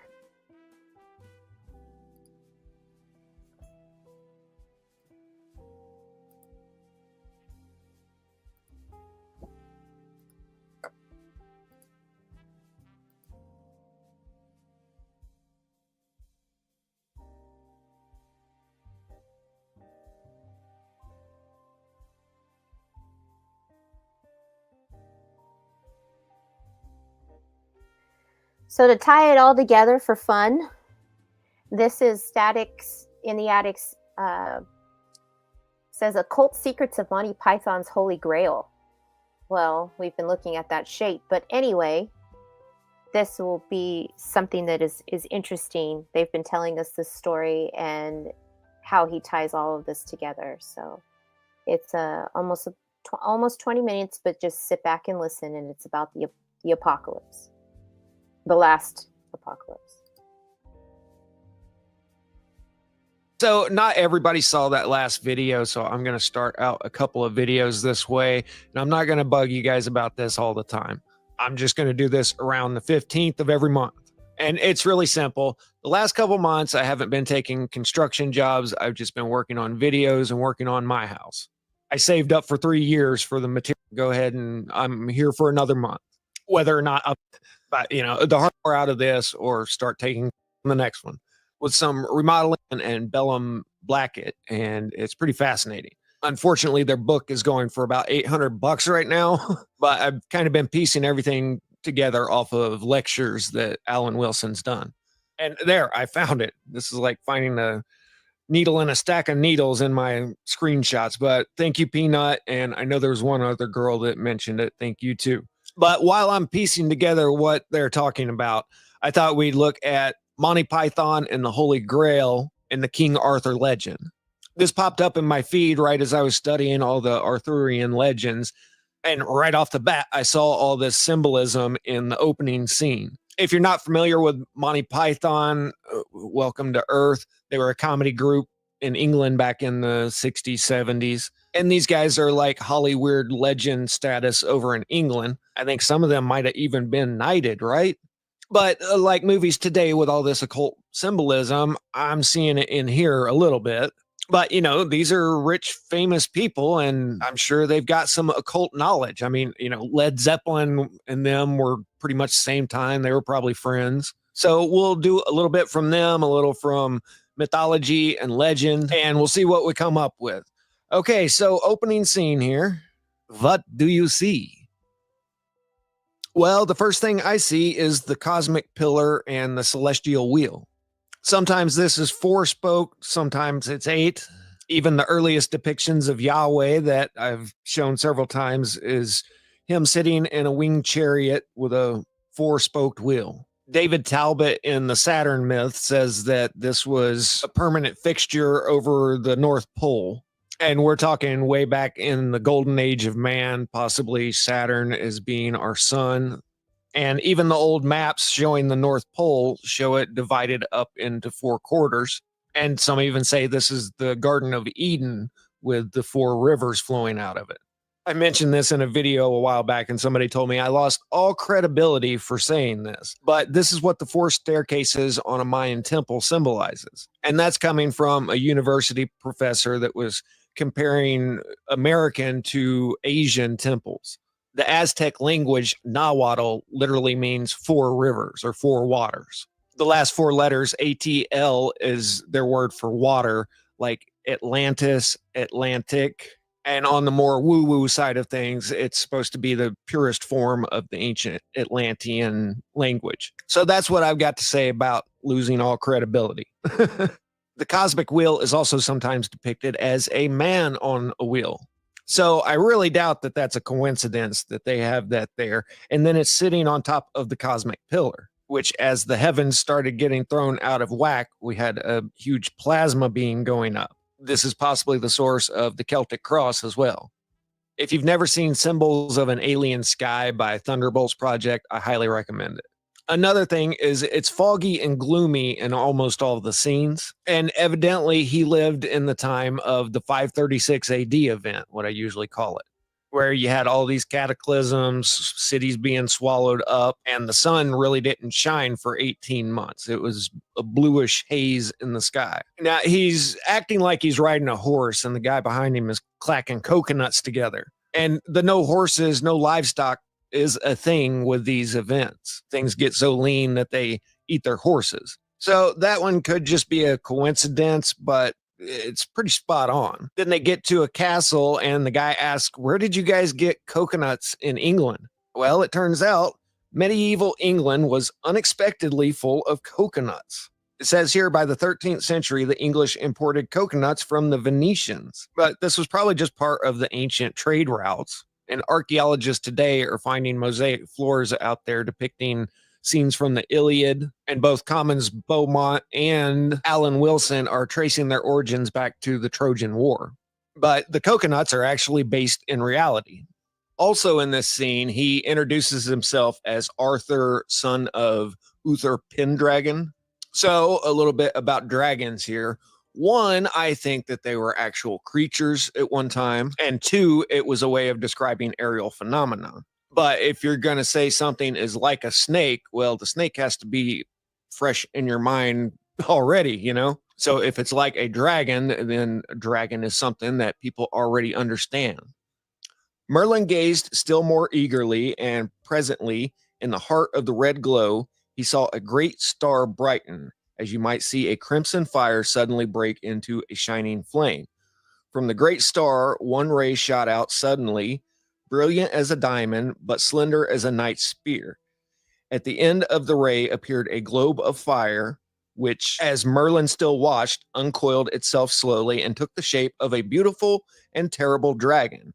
This fiery dragon opened its mouth and sent out two more rays, one to the east, the other to the west.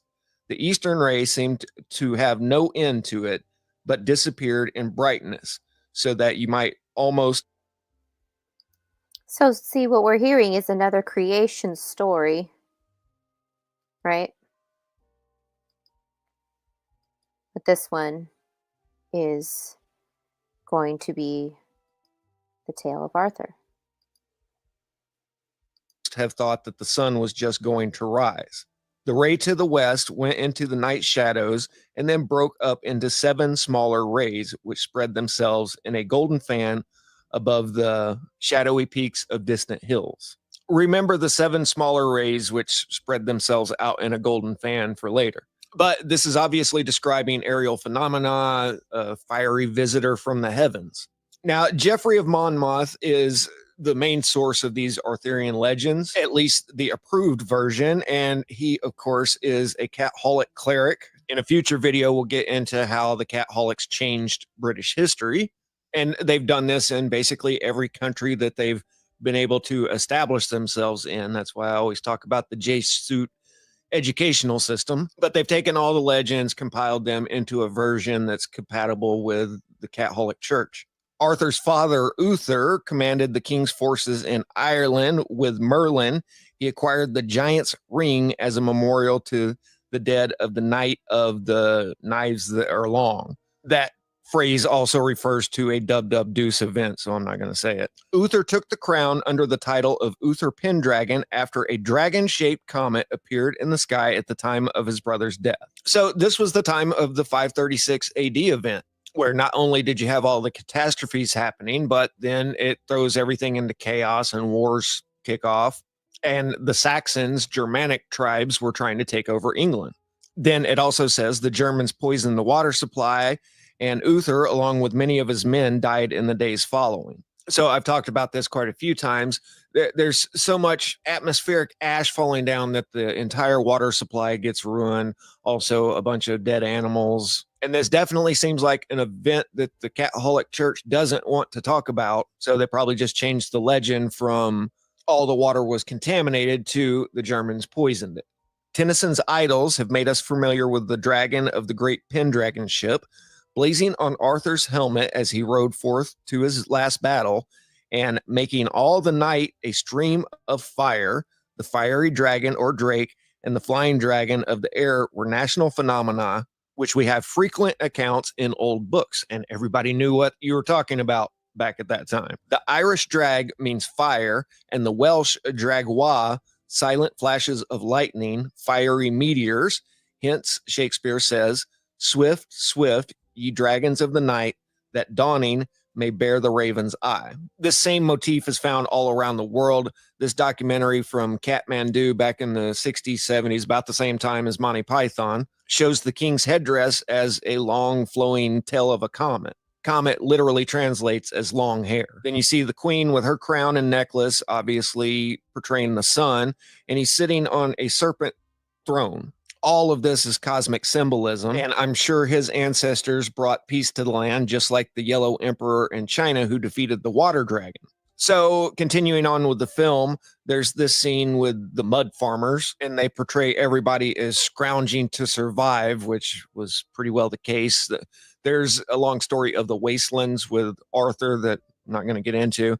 And once again, in the background there, you see the cosmic pillar and wheel. Also in this scene, they're arguing about the different forms of governance, which is something that surely happens when kingdoms fall. Then you have the scene of "Bring out your dead," where they're carting out all of the pestilence victims. Official history only acknowledges this in like the Byzantine Empire, Justinian's plague. But this whole scene is very period correct for what was going on at that time. And, you know, it is just a slapstick comedy, but there's no way this is all just a coincidence. Then you had the flagellants marching through town, which were these hardcore monks that whipped themselves to atone for the sins of the people and appease God, because fiery dragons falling from heaven and the black D spreading could only mean that God is angry with us here. Then you have the witch scene, and a lot of people blamed what was happening in the world on witches.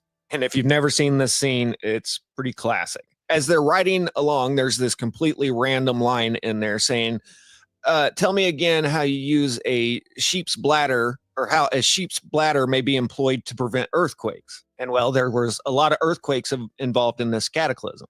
Then God appears and shows them an image of the Holy Grail in the sky, which very well could be alluding to the Squatter Man plasma, where the Squatter Man is just a 2D representation of a 3-dimensional form that you're seeing up in the sky.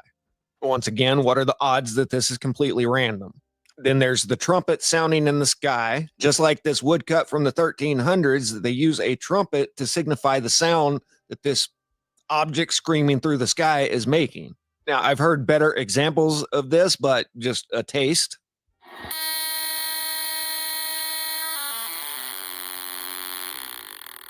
By adjusting the power input, you adjust the tone. But ancient accounts say that the earth trembled from the trumpets in heaven. They weren't being allegorical. This really happened. And remember earlier when I told you to remember the ray of light that fanned out across the sky?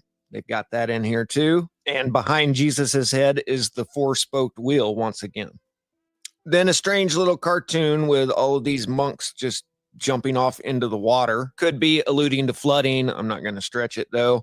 And then they've got this scene where a knight wanders into a castle full of women, and they all want him to stay there, which is very similar to Odysseus and the nymph Calypso, who kind of held him in a trance for 7 years, where to him it only seemed like a short amount of time.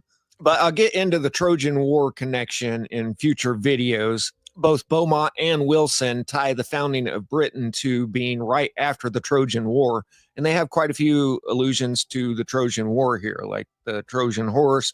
They've got the Trojan bunny.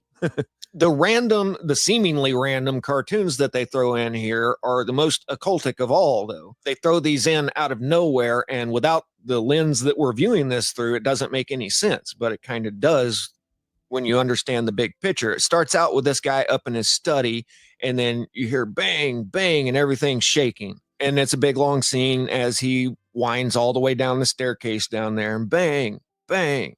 Then he gets outside, and the sun and the clouds are all jumping up and down and then coming down, bang, and the whole earth is shaking. Now, I can easily read this as a solar flare or, just something celestial going on and earthquakes happening. But like I said, outside of that, this scene doesn't make any sense whatsoever. It's just completely random. You go to this scene. I know everybody's giggling every time you see the characters in each scene if you've seen the movie, but he's describing how he built his first castle and it sank into the swamp. And then he built the second one and then it got knocked over and burned and sank into the swamp. Well, that kind of thing was actually happening during the cataclysms. And then this scene, once again, completely out of nowhere, the sun is rising, and then this guy just blows the sun completely off the screen. I think I already covered the 18 months of no real sunshine, just a blue haze in the sky. But let me see if I can do this without getting into any trouble here. Then they show everything frozen, snow covering everything, shivering, and hold on. Winter changed into spring. Spring changed into summer. Summer changed back into winter, and winter gave spring and summer a miss and went straight on into autumn. So they literally just described a year without summer. Now, I've seen a lot of people read way too much into movies. Maybe I'm doing that here, but without this context that I'm putting it into here, these scenes make no sense whatsoever. And, I remember watching these movies back in high school. I thought it was just the psychedelic aspect of these cartoons. But now that I know what I know, it's actually a perfect fit for what was going on at the time of Arthur. Then you get to this scene, and there's a Merlin type character named Tim up on the mountain, but he's flinging these fireballs down, and there's a fireball going up here and then one over there. And it looks a whole lot like a fiery meteor shower if I didn't know any better. It's just all over the landscape. Boom, boom. And I'd be completely remiss if I didn't mention the holy hand grenade. I've even got a t-shirt. Now, here I am going to make a bit of a stretch. It's possible that they could have read Common's Beaumont book. It was published at this time. But they go up against the ferocious bunny, and it whoops up on all of them. And they get out the holy hand grenade and do a reading from the Book of Armaments. And I couldn't help but think of what Common's Beaumont wrote here. He's talking about Abraham from the Bible building up a powerful state, later called Yeezy, and that his success is owing to his possession of firearms when such were very scarce and difficult to obtain. He was an initiate into the mysteries of the Kabiri gods and was himself described as the son of Terra, or terror, a maker of magical instruments, and hence the word teraphim, or terror images, no other in fact than fire weapons of war. So that's a rather obscure reference, but everything about Monty Python and the Holy Grail is period correct. And then they break out the holy hand grenade. So it is quite possible that some of them had read Common's Beaumont at that time. So call me crazy, but this actually makes all of these random scenes fit together. And if YouTube wasn't a bunch of a-holes and had me shadow ban, this video would get 1 million views. But I thank you guys for sticking around all these years. Otherwise, I wouldn't be doing this in the first place.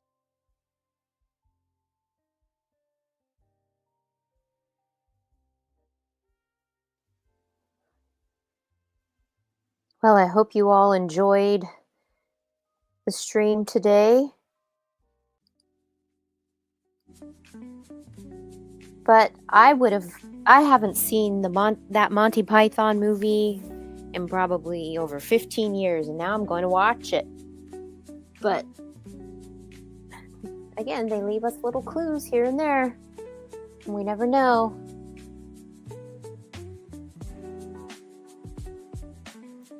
That was interesting, wasn't it?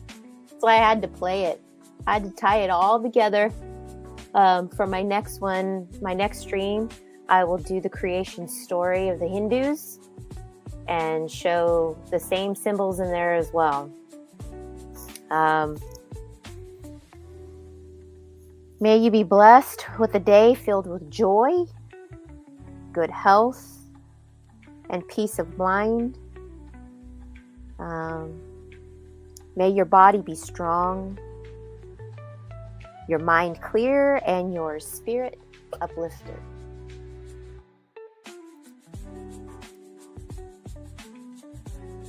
Thanks for stopping by, everybody. Stay safe and be blessed. And take care.